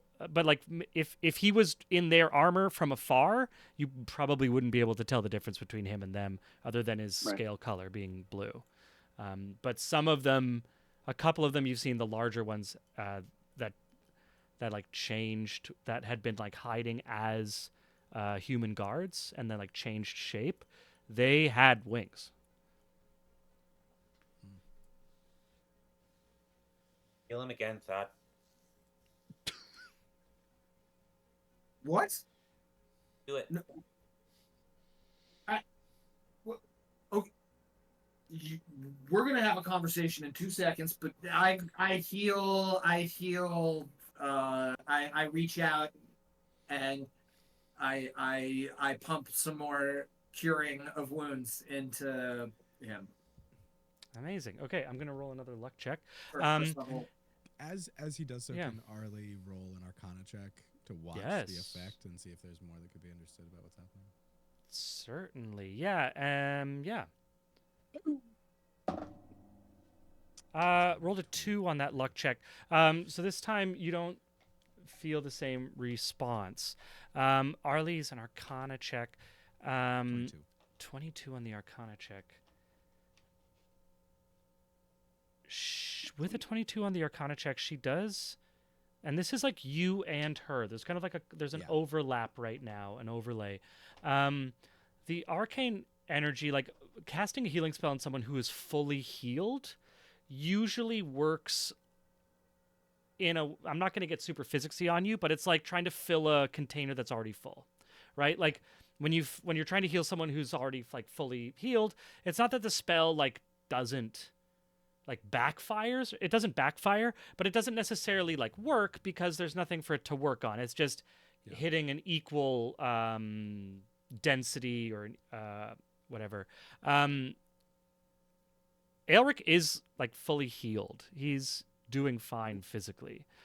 What Juniper Arlie sees with that 22 Arcana is that the healing magic is absorbed. As if like it's going somewhere. So it's not just hitting that equal density of just like, oh yeah, he's good, he's topped off, not going anywhere. Like it's going somewhere. It doesn't seem to be, there's no clear sense of like where it's going. But there is like something that can take more.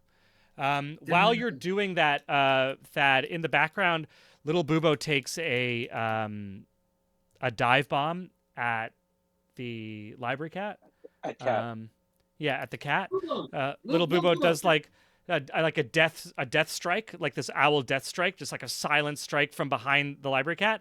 As it comes in, like going at a solid clip, the library cat jumps and turns in midair, grabs little Bubo and takes it down by his neck. He's like, "Now I have you!" Oh no! Oh god! And the cat breaks Bubo's neck and little Bubo's neck, and it disappears.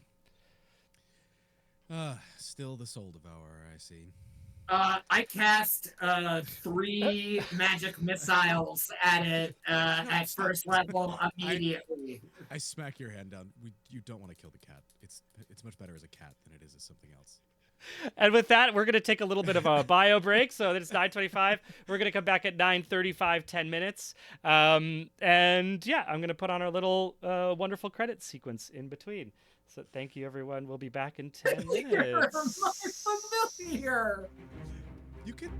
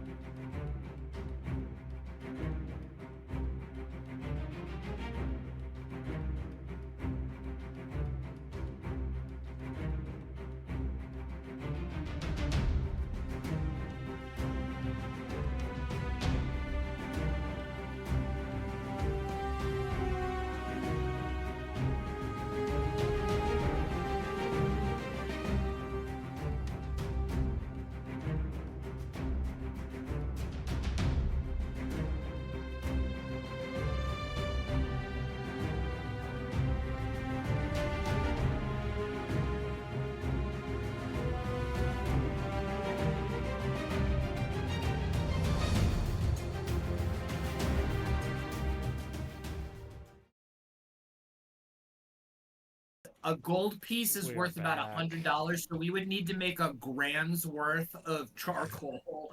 I'm just Okay. throwing that out That's there. not. There's no way that's actually.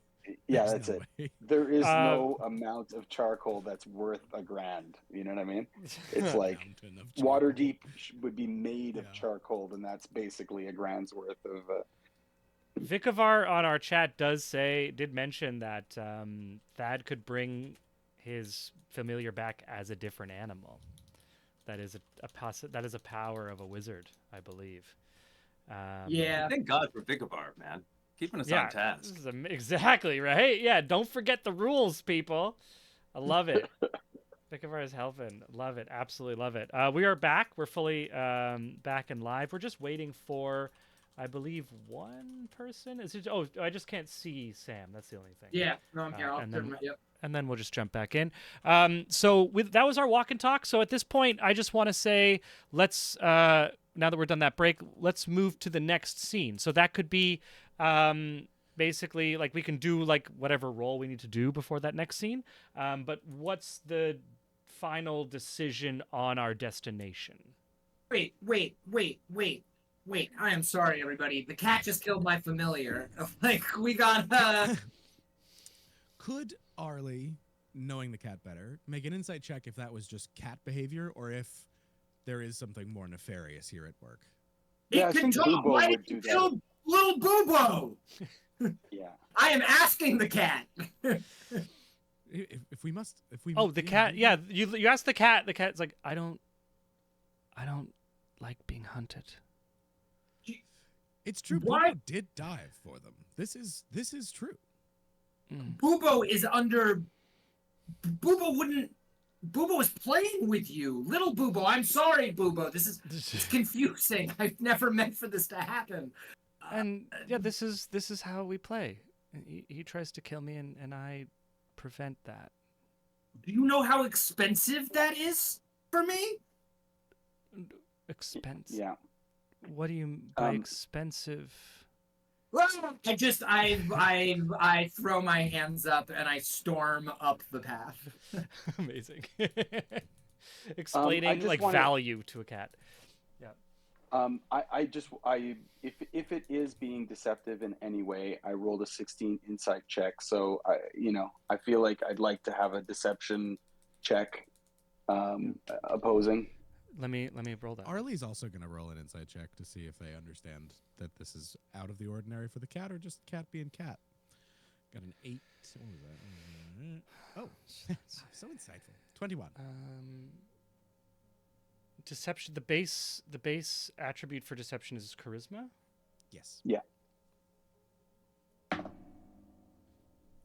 I have a skill testing question for the cat to see if anything. Can you guys hear me? Yeah, Yeah. we can. Yeah. Okay, great. So I threatened to call the cat. I said, "What's your name?" And the cat didn't give me an answer. And I said that, well, when we get to the other side, I'm going to call you anything orange that I see. I'm going to call you things that are orange. So if it remembers that or doesn't remember that, that could be a way to test if the cat is who the cat was when she met the cat. If the cat is the same cat that like you met Is- before. Oh, I'm sorry. I'm barely following. Don't worry about it. If it doesn't flow, it doesn't flow. Okay. It's a way to see if the cat's fully there. Like if the cat remembers. Yes, if yes. the cat can say a question only the cat would know. yes. Yeah. On a Yeah, that's on a what I thought. 15 and a 21. Yeah. Bubo, you've seen some like friendly animosity between these two. This is the first time that like any of them have like been violent towards the other, for sure. Mhm. And on Juniper's 21 insight, it is definitely the last time anyone like paid attention to the cat, which was like right on arriving in the Feywilds. It was a very sleepy cat, and it wasn't really interested in anything. And this cat is like much more, like you can't say more or less aloof because he's still kind of on the outskirts and just kind of not engaged, but definitely much more awake and much more engaged.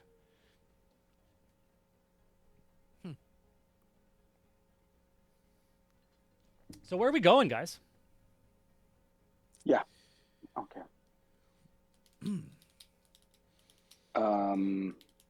We were on our So way the to idea- the Dragon's Pools, but yeah. Yeah. Unless we take a long rest and actually decide we're going to take a long rest to whatever, we're making it there by nightfall, and We'll be we're allowed to all short back up rest. to 100. Yeah. Yeah, but in terms of short rest, we don't regain. We could regain hit points, but we're all full, and we don't regain spell slots. I don't know if some people regain spell slots. How about this? It's for if anyone, we're gonna who does. If we're gonna short rest, why doesn't Arlie do the thing I said they were gonna do earlier, which is do that detect thoughts, channel divinity thing on the cat? Okay. So, however Arlie does that, is going to touch their holy symbol and use channel divinity, choose one creature that they can see within range, within 60 feet, and it must make a wisdom saving throw. And Galeen, knowing that they are going to do that, is also going to cutting words it, so I will subtract a d8 from that. Oh, Jesus. Oh shit! Hell yeah! Amazing. This is first time DM being victim to cutting words. So It's -4 from whatever you roll. The DC is -16. -4. You better role play those cutting words, bud. Yeah. What do you say to the cat? Galeen, as Arlie begins to do this thing, Galeen looks at the cat and says, "Comply. I would not like to have to tussle with you again."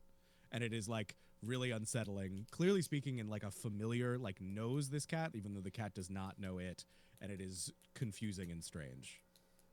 And that hum just continues, like still counter charming constantly, and it sort of like crackles into a little bit more static as whispers of like the first tree that grew. Anyway, I love that. And to be clear, the counter charm effects. That's just advantage on wisdom saving throws for allies, and I guess I exclude the cat. You're excluding the cat. Okay. Oh, no, it's not advantage on wisdom saving throws. Excuse me. It's advantage against being charmed or frightened, which this is not one of those effects. This is not. Okay, this is not one of the effects. Okay, so the cat with the cutting words and everything rolls a 15. So Arlie can read the cat's thoughts for a minute. Amazing. And cast suggestion on it for a minute. If there's information, maybe we'll do something with that too. But what's happening in the mind of this cat? Okay, Vikavar is wondering if you can use cutting words on a save. Yes, anything. I can read it real quick. Let me find it. We got a quote from Vikavar as attack roll, ability check, or damage roll. So it's specifically not a saving throw. It's everything but a saving throw. Vikavar, you're supposed to help us. Vikavar, take it away. Vikavar's saying, like "I'm it. sorry." Vikavar's saying, "I'm sorry. I'm sorry." No, I like have it. never noticed that. In Amazing. I love this. I love holding Why us would to you account. do it to a damage roll? You're gonna subtract a d8 from a damage roll, So that it doesn't hit you, right? It doesn't hit you. Yeah. No, that's an attack roll. Damage roll is the math of how many hit points you take. Oh yeah. So it's attack roll, Never mind. ability check, or damage roll. So it passes DC 16 without that cutting words. I'll silvery barbs it then instead. Okay, how does that work? I'm not used to You re-roll again and take re-roll. Okay, amazing. This is awesome. I've only seen this. Your verbal joust is the same, right? It's not a new. Don't make me. I will not warn you a third time. Yeah. Okay, yeah. Rolls a 10 on the silvery bars. There we Well go. done. We did it. We Well did the done, thing. team. Good We've, job. we've read the minds of the cat. Team, just me. Okay. But thank you, Vikavar, for letting us do it the right way. Hell yeah. Yeah. So reading is it the surface thoughts? Yes, I can read their surface thoughts for 1 minute, and hopeful that there could be some sort of like pressing in. And as soon as it's active, I think Galeen will begin asking questions like, "Are you currently dominated by the Aboleth thing, whatever that is?"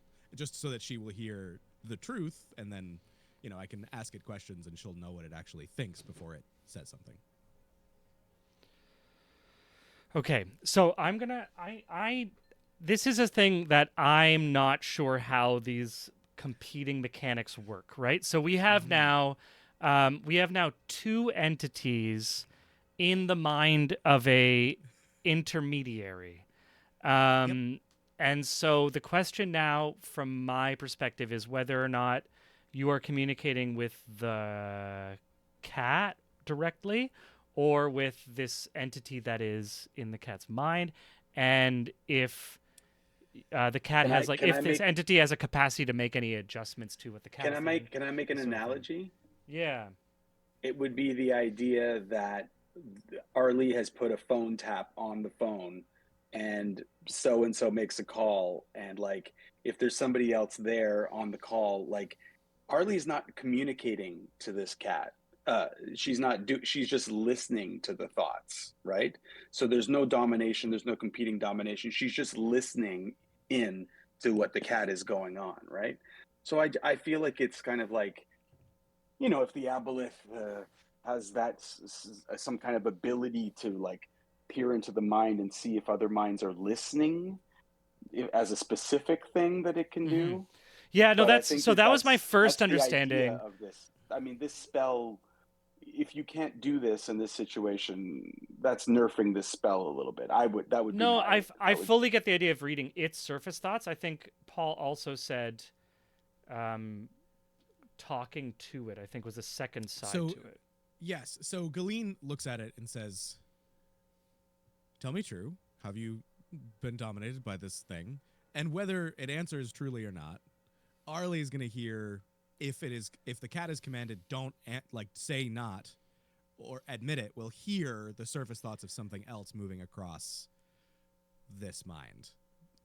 Oh, I love that. I am spying on multiple levels. Okay. Okay. This is one of those areas that I'm just gonna have to move through. But I'm gonna be thinking about this for the next week. This is gonna be where I'm like, how does that mechanics? How should I have called that? Would you like to like roll for it to see if a thing can be uncovered or made clear, or is it like something that could be just resolved with a die roll or something? Or Dude, It's no, you're I'm setting it gonna up in a suggest very as a no, like DM, the just be the thing. Like, am I gonna give it up now, or am I holding on to it and just roll with it? You know what I exactly. mean? Yeah, yeah. No, Yeah, it's more like in the week I'll be like, I could have done that more cool. That's what I'm gonna do sure. within this Right. week. Okay. I'm like, Fair oh, I enough. could have Yeah. done a cooler way of doing that. Mhm. No, I like how you're doing this. So Galeen, you asked the question. You're like, are you in your command of yourself, or are you being enslaved? Same question, opposite responses.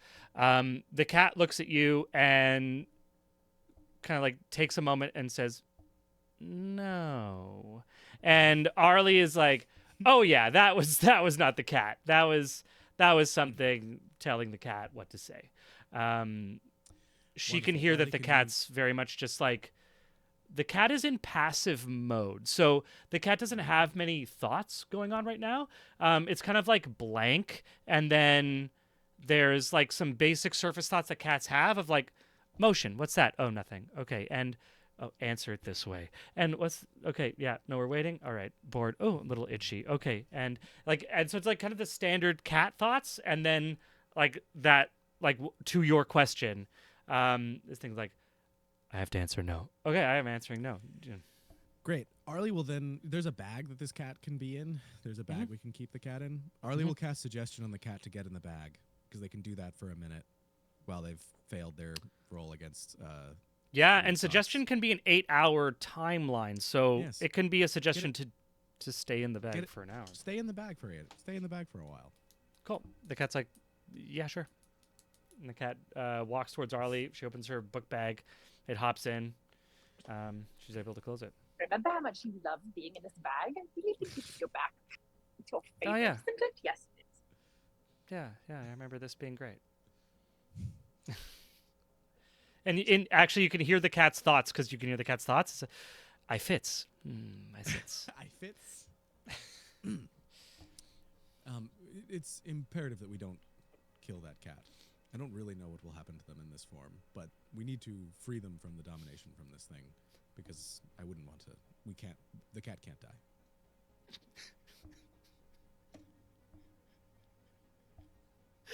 Where are we going next? And with that, it's imperative the cat not die. You sure about that? Yes. Absolutely love it. Look, you can Like, reach us in the gardens of Versailles.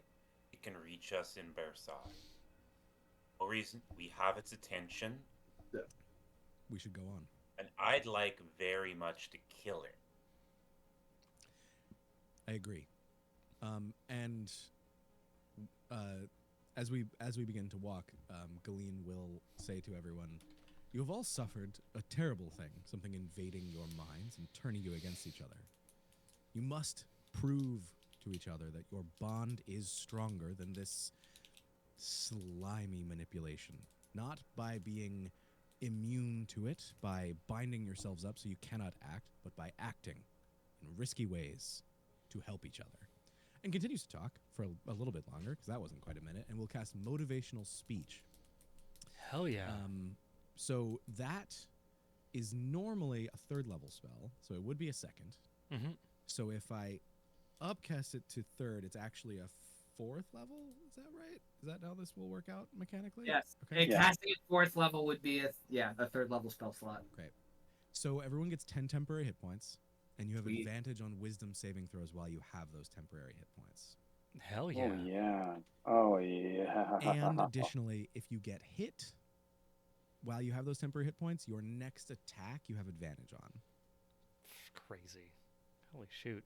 Has Bless ended by now? Yes, Bless Okay. is a 10-minute, or a minute, Cool. sorry. It is a 1-minute duration. So Bless is long. done. Aelric's Bardic Inspiration, I think, lasts. No? 10 minutes. 10 minutes, so it's I think. gone. Well, let me check. Because we're traveling. In terms of housekeeping, I am Yeah. sure it's been 8 hours since I've cast it. I'm recasting Mage Armor. Cool. Do that. Nice. Yeah. But if we short rest, I will get my Bardic back. Yeah. Temporary hit points are around for until we lose them. We're going to do basically. My question is where we're going. That's my question. To the We're Dragon Pools. going. Just we're doing. Dragon's We're Pools. going. Yeah. Cool. We're doing it. All right. So we are going to the Dragon's Pools. Everyone gets a short rest, whatever that means for their characters. Harold, what's up? I'm going to use Arcane Recovery to recover a 3rd level spell slot. Cool. And Harold, you wanted to. I'd like Yeah. to. Yeah, I wanted to ask: did Arlie share her observation about the healing effect on Aelric? Yes, believe- Arlie definitely Yes? would share. Yes, Arlie would share that. Okay. Yeah, that it is going somewhere. Which So as we're walking, we would probably go up to Legion. So what does that mean? The healing's going somewhere.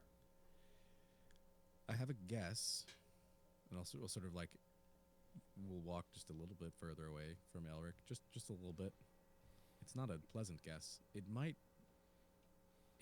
reflect some sort of tether. I'm not certain. This is not familiar to me from my experience with Aboleth previously. As though we're healing the creature. You can roll an Possibly. insight check for that, or an Arcana check, actually. Great. This is fully just a guess. Mm-hmm.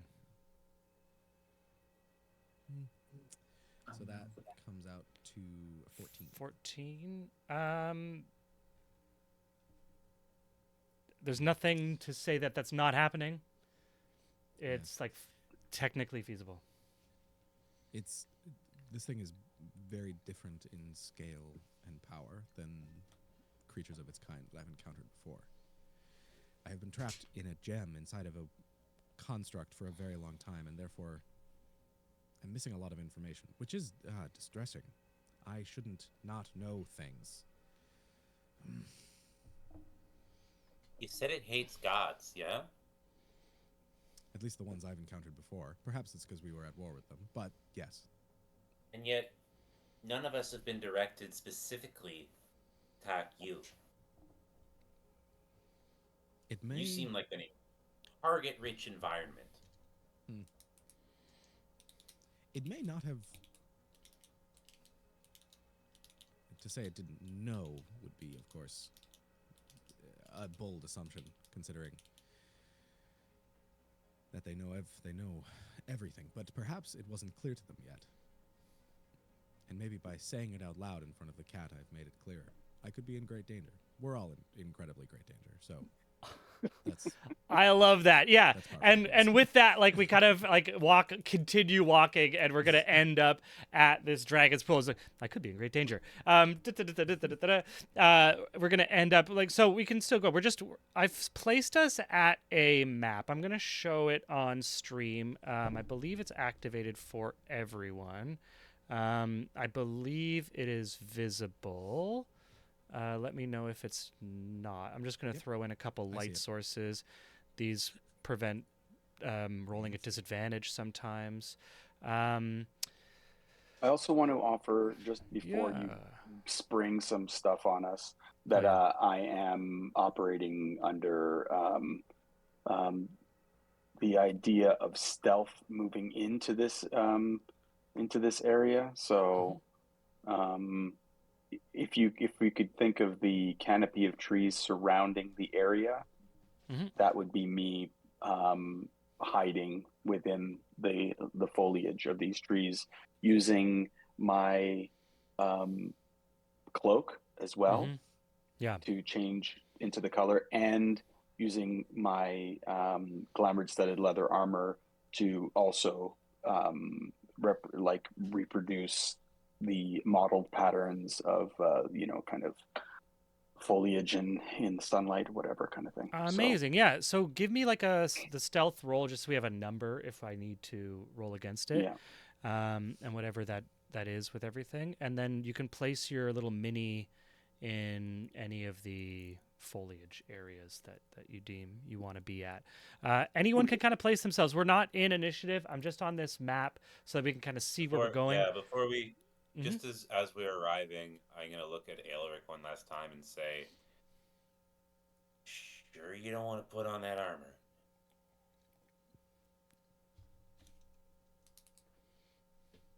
Elric looks at Bubo, then looks back down to Harold.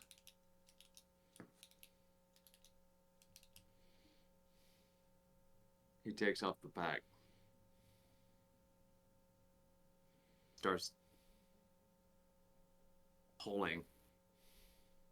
Doing strength checks to snap the rope. Okay, I mean, out of initiative, you can kind of get through it however you'd want. We're Yeah, not if necessarily under Harold a saw you time trying to snap crunch. the rope with your bare hands, he would have taken his dagger out, done a little turn, and then handed it to you, hilt side.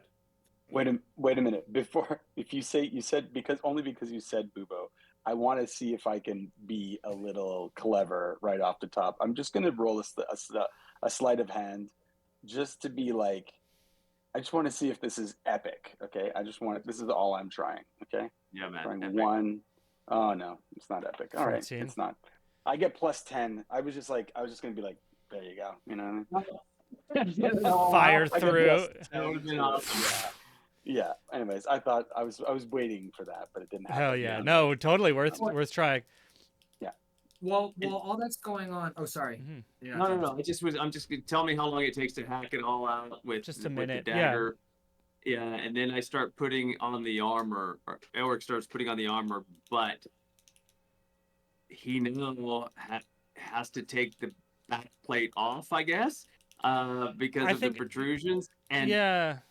his small hammer, and just starts pounding it from the inside to make a little room because of Thad's healing and making it all grow. It's too small. Yeah, so And this is for the first time you all see the use. Now, Thad has been on the receiving end of this hammer that was thrown at his head long ago back in Vogler.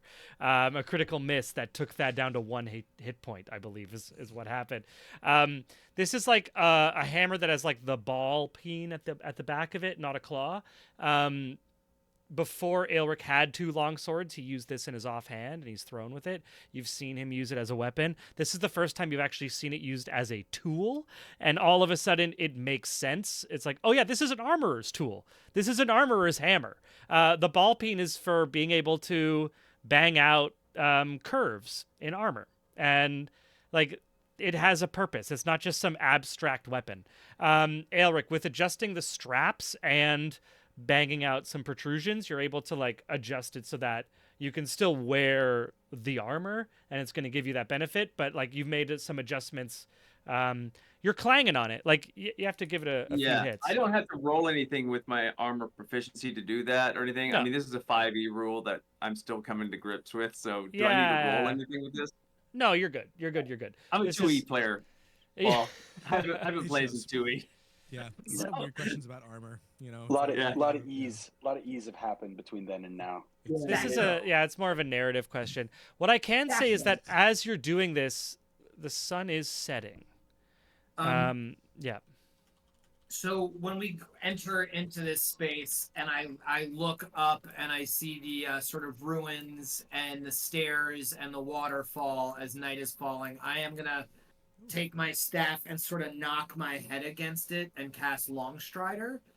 And little tiny wings grow out of my ankles. They like sort of magically shoot out and they sort of like little flutter. And that'll last for the next hour and I get 10 feet extra of movement. Hell yeah. As the sun sets, Galeen also begins to glow. Like the gems all throughout sort of have this like multicolored rainbow thing happening, and they like sort of tune to be like a white light, and we'll cast light on themselves. So Yeah, what Galeen is that turns into a pride radius? parade. What is that radius? It sheds. Oh, it has to be something that's not larger than 10 feet. So, one of the gauntlets on Galeen's arm. Yeah. It sheds bright light in a 20-foot radius and dim light for an additional 20.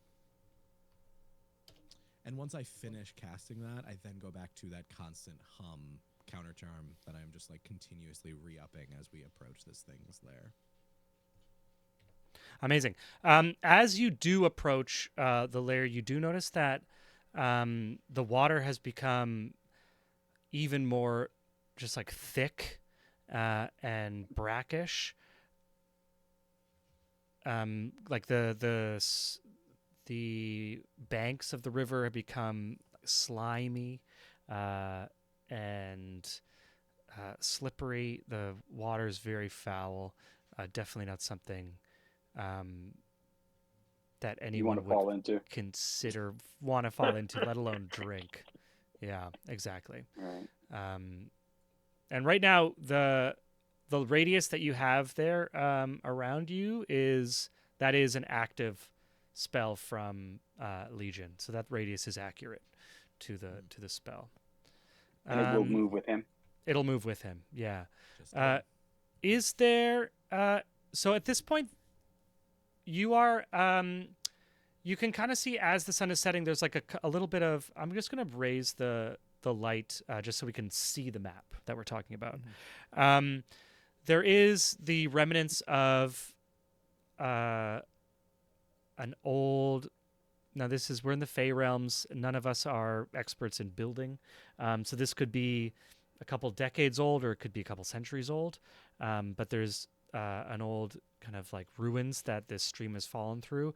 At the top, there's these double staircases that come around to a large pool with something coming out of it, like branches of a tree or something that's like fracturing as it goes into fractals, and then a small cave at the furthest north. That pool is pretty deep, probably at least 50 feet deep. Something is down there. There's a little waterfall. These stairs themselves are about 20 feet up.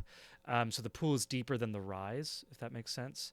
And there's that waterfall into like a small little wading pool. And then this river it's about like, it's hard to tell with the water so brackish, but at the speed that it's moving and the width makes sense that it would be like, at worst, one of those things that like you could maybe walk through it, but with with the current and depth, you might not be able to actually like hold, like stand. Like it's like one of those like, yeah, technically if it was still water, I would be up to my chest, but with a slippery bed to the river plus current, you're not going to be able to actually keep your feet on the ground unless you're extremely heavy.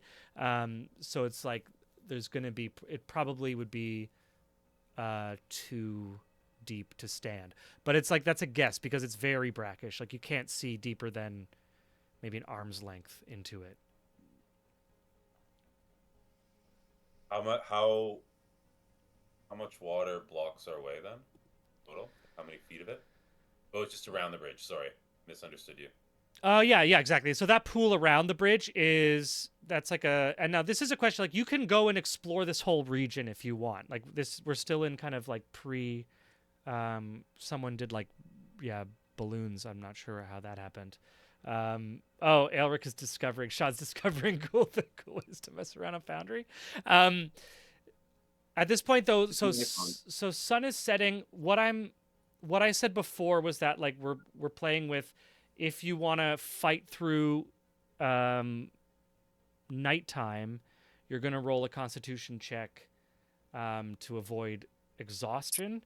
So at this point the question is like, do you want to continue through and avoid a sleep, or do we want to set up a camp with like guards and get a proper long rest? So if we decide to fight, let's say in the next minute, we're going to be fighting with exhaustion, even after a short rest. I mean, who would you be fighting? I don't know. If I'm just saying that's the theory. I'm just putting it out there. If we started fighting, if you decide to avoid sleep and like continue through the night, then you're going to have to take a Constitution saving throw. If you fail, you get a point of exhaustion.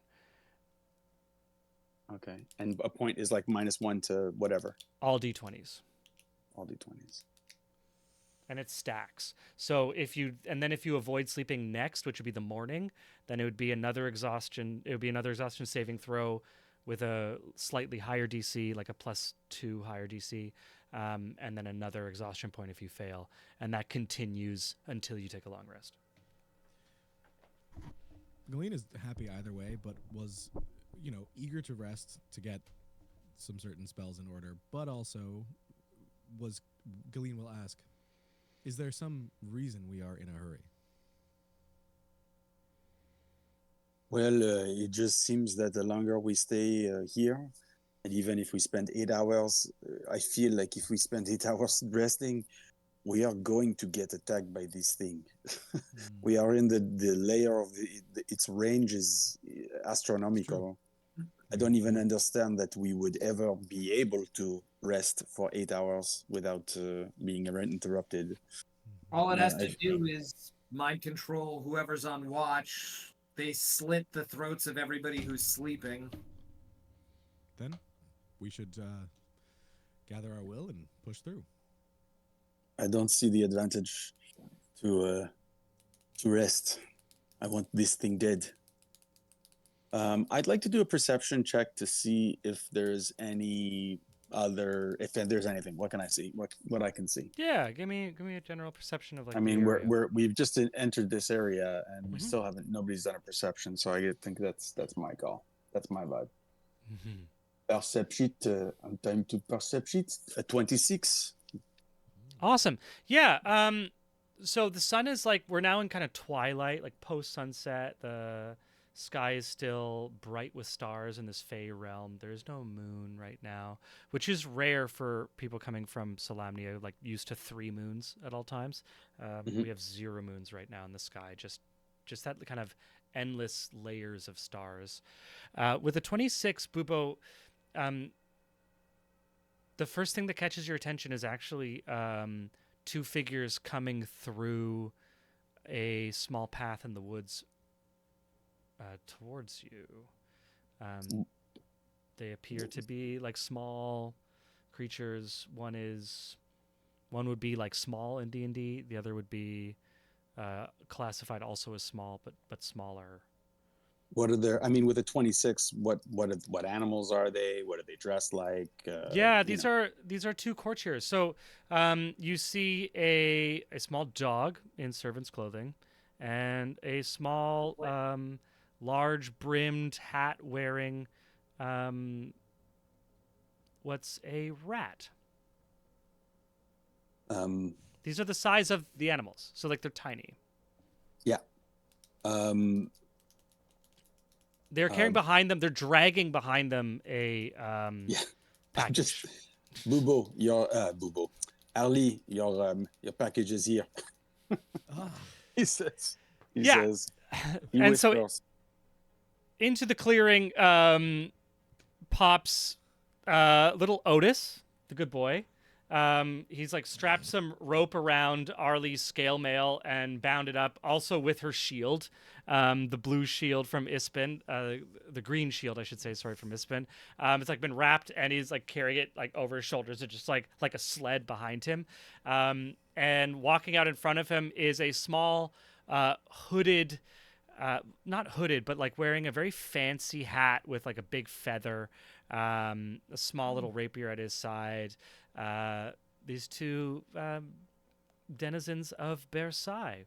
And as they break through into the clearing, little dog says, Mistress Ali, so happy to see you. We did get the message that you needed some armor. I took the. I thought you might need the shield as well, so I took liberty of bringing that.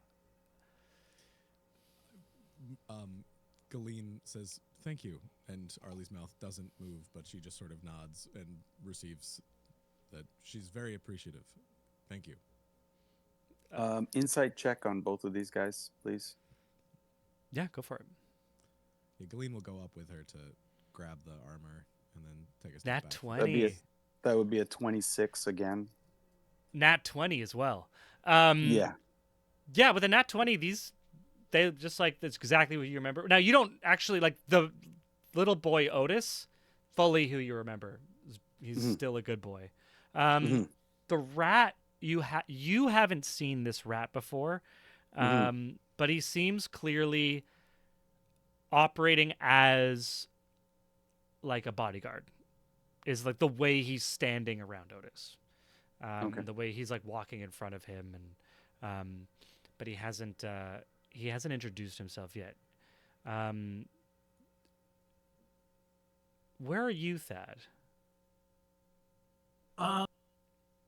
Sort of walking up the periphery. Like I'm gonna be sort of like flanking up between the sort of cave mouth waterfally thing and the group that's doffing.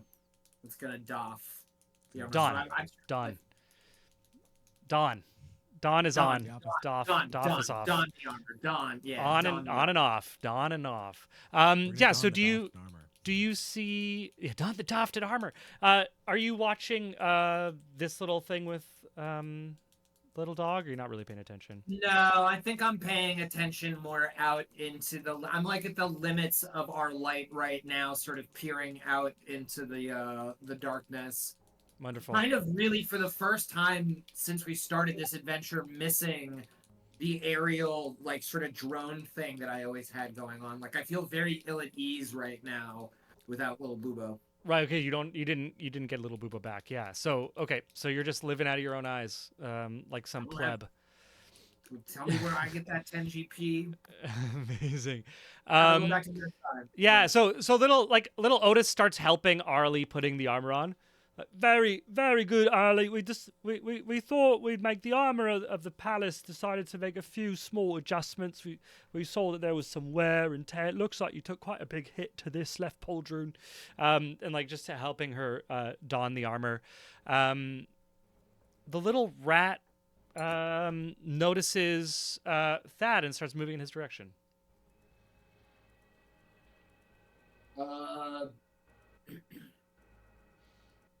Before the rat gets within 5 feet of me, can I help you? The rat takes off his giant hat and does this like epic, like large bow, bringing his nose to the ground. And as he brings his head up, you you realize that you recognize this rat. Just you saw last time you saw this rat was in like fluffier, poofy court clothes. But there's a certain little scar just above his left nostril and like a tinge of like miscolored fur that didn't grow back from the wound. You recognize him as Senor Schnuffalito. Senor Snuffalito, That it's is. too dangerous. It's far too dangerous for you to be here. You do not know. I live for the danger. And now, out of courts, I am Squeak Noir. Squeak Noir? See, in the court I must hide my true identity, but out here I can be my real self.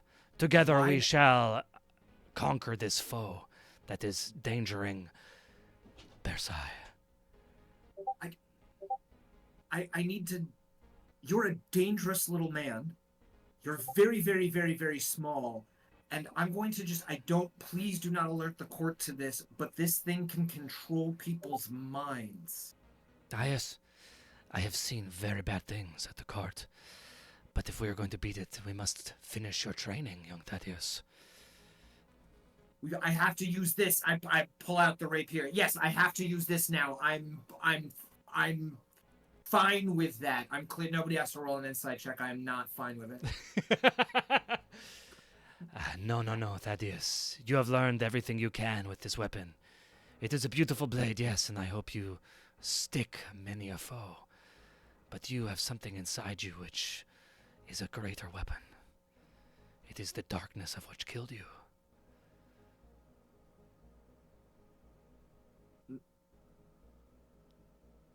What do you mean? Yes, Thaddeus. You were taken down by a dragon, yes? Yeah, a really weird, corrupted dragon? Yes, of shadows and darkness. This has left a mark inside of you. That's turning a little pale. It's like bad memories, bad, like. Yeah, no, it's not like I remember it happening. It's like if I think about it, it's happening again. And every perfect recall, it's like reliving the moment if I think about it. So, Senor Schnuffalito, what can I help? What do you want? It is Squeak Noir. Squeak Noir. Why is that hard to say? Squeak Noir. What? What I want is for you to engage me with your true weapon. And he pulls out his little rapier. This rapier is like a toothpick size. He's a rat, right? So it's like a sewing needle, basically, with a nice hilt. And he puts you on point. He says, no. Not with the steel blade. With the blade of your magic. And he like flicks with the tip of his blade to your staff, your ruined battle axe.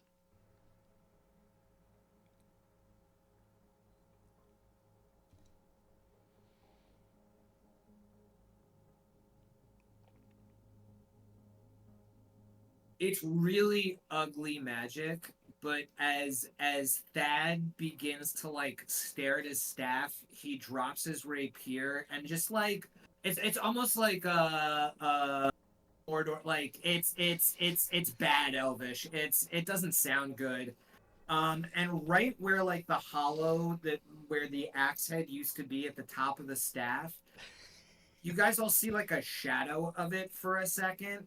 And I reach my hand into it and I just rip out the shadow of my old axe, like a huge thing in one hand, and it just sort of tears out of the staff. And it feels almost sort of liquid. And you guys knew my old axe, which was incredibly heavy. I kind of like start twirling this almost like a fucking baton in one hand, and I kind of like spin it around, sort of amazed. And then I bring it really high up, actually, and tucked in, and I look down at the tiny, tiny, tiny little field mouse. But there's shadows in my eyes. And then I attack. Amazing. We're just gonna do a straight dex off for this little sexy duel going on between Rat. I'm not gonna say. It's Squeak Noir, but you all know who we're talking about here. Yeah, The chat's on it. Chat's on it. Sexy Dex fight. 17. No, a little. So you start like that's this I love it. shadowy form of the pole arm just appears, and it's like and they're on guard, and little Squeak Noir says yes, and now Thaddeus en garde, and he just jumps, and it's like the little like Yoda fight in like the second Star Wars. Thad is just like swinging around, this little rat just like popping and leaping and and then after not long, it's we're talking like 6 seconds, 10 seconds, which as you know can be an eternity in a fight. Thad ends up with like just tearing a chunk. These are like old, you can see cobblestones that are ancient cobblestones. He just fires, sweeps a little too low into one of these, and one of the cobblestones just erupts in stone fragments, small and large. You can hear the cracking of the stones beside it, like that kind of deep sound when you impact on earth. And he stops, and from afar, anyone who's like a little further away as this sun is setting and it's getting dark looks like Thad's won. And Thad, you almost think you've won, but then you feel his little feet on your shoulder and the point of a little pin just under your jawline in the neck. He says, "Very good, Thaddeus, but you have some more to learn." And with that, we're going to end tonight. That is how we're going to end our session this evening. Thank you so much, everyone. I feel like Arlie finishes putting her shield on and it's just like, is this what we're doing? Yeah, so we're fighting him now? What's going on? Amazing. Yes, on fin d'un voyage, je touche. Thank you so much. Paul, do you have anything you want to remind us about, like plugs? What's going on? Same thing from the top. Mean and Imply Productions. You can check us out. We have a Twitch. Is that IMPLY? Yeah, it's like Mean and Imply, but Mean and Imply here. Cool. I'll throw our Twitch in the chat. Yeah, throw it in. Because, as you all witnessed tonight, Claire works on a train, and it is hard to, find time with her. But that's also where there'll be updates of when Arc 3 of our first campaign will come out, the grand finale of Helmuth, as those sailors confront a world changing faster than they can keep up with. And they will lose their island, but the question is how. So that'll be coming out soon. So make sure you're following us. You can follow us wherever you get podcasts.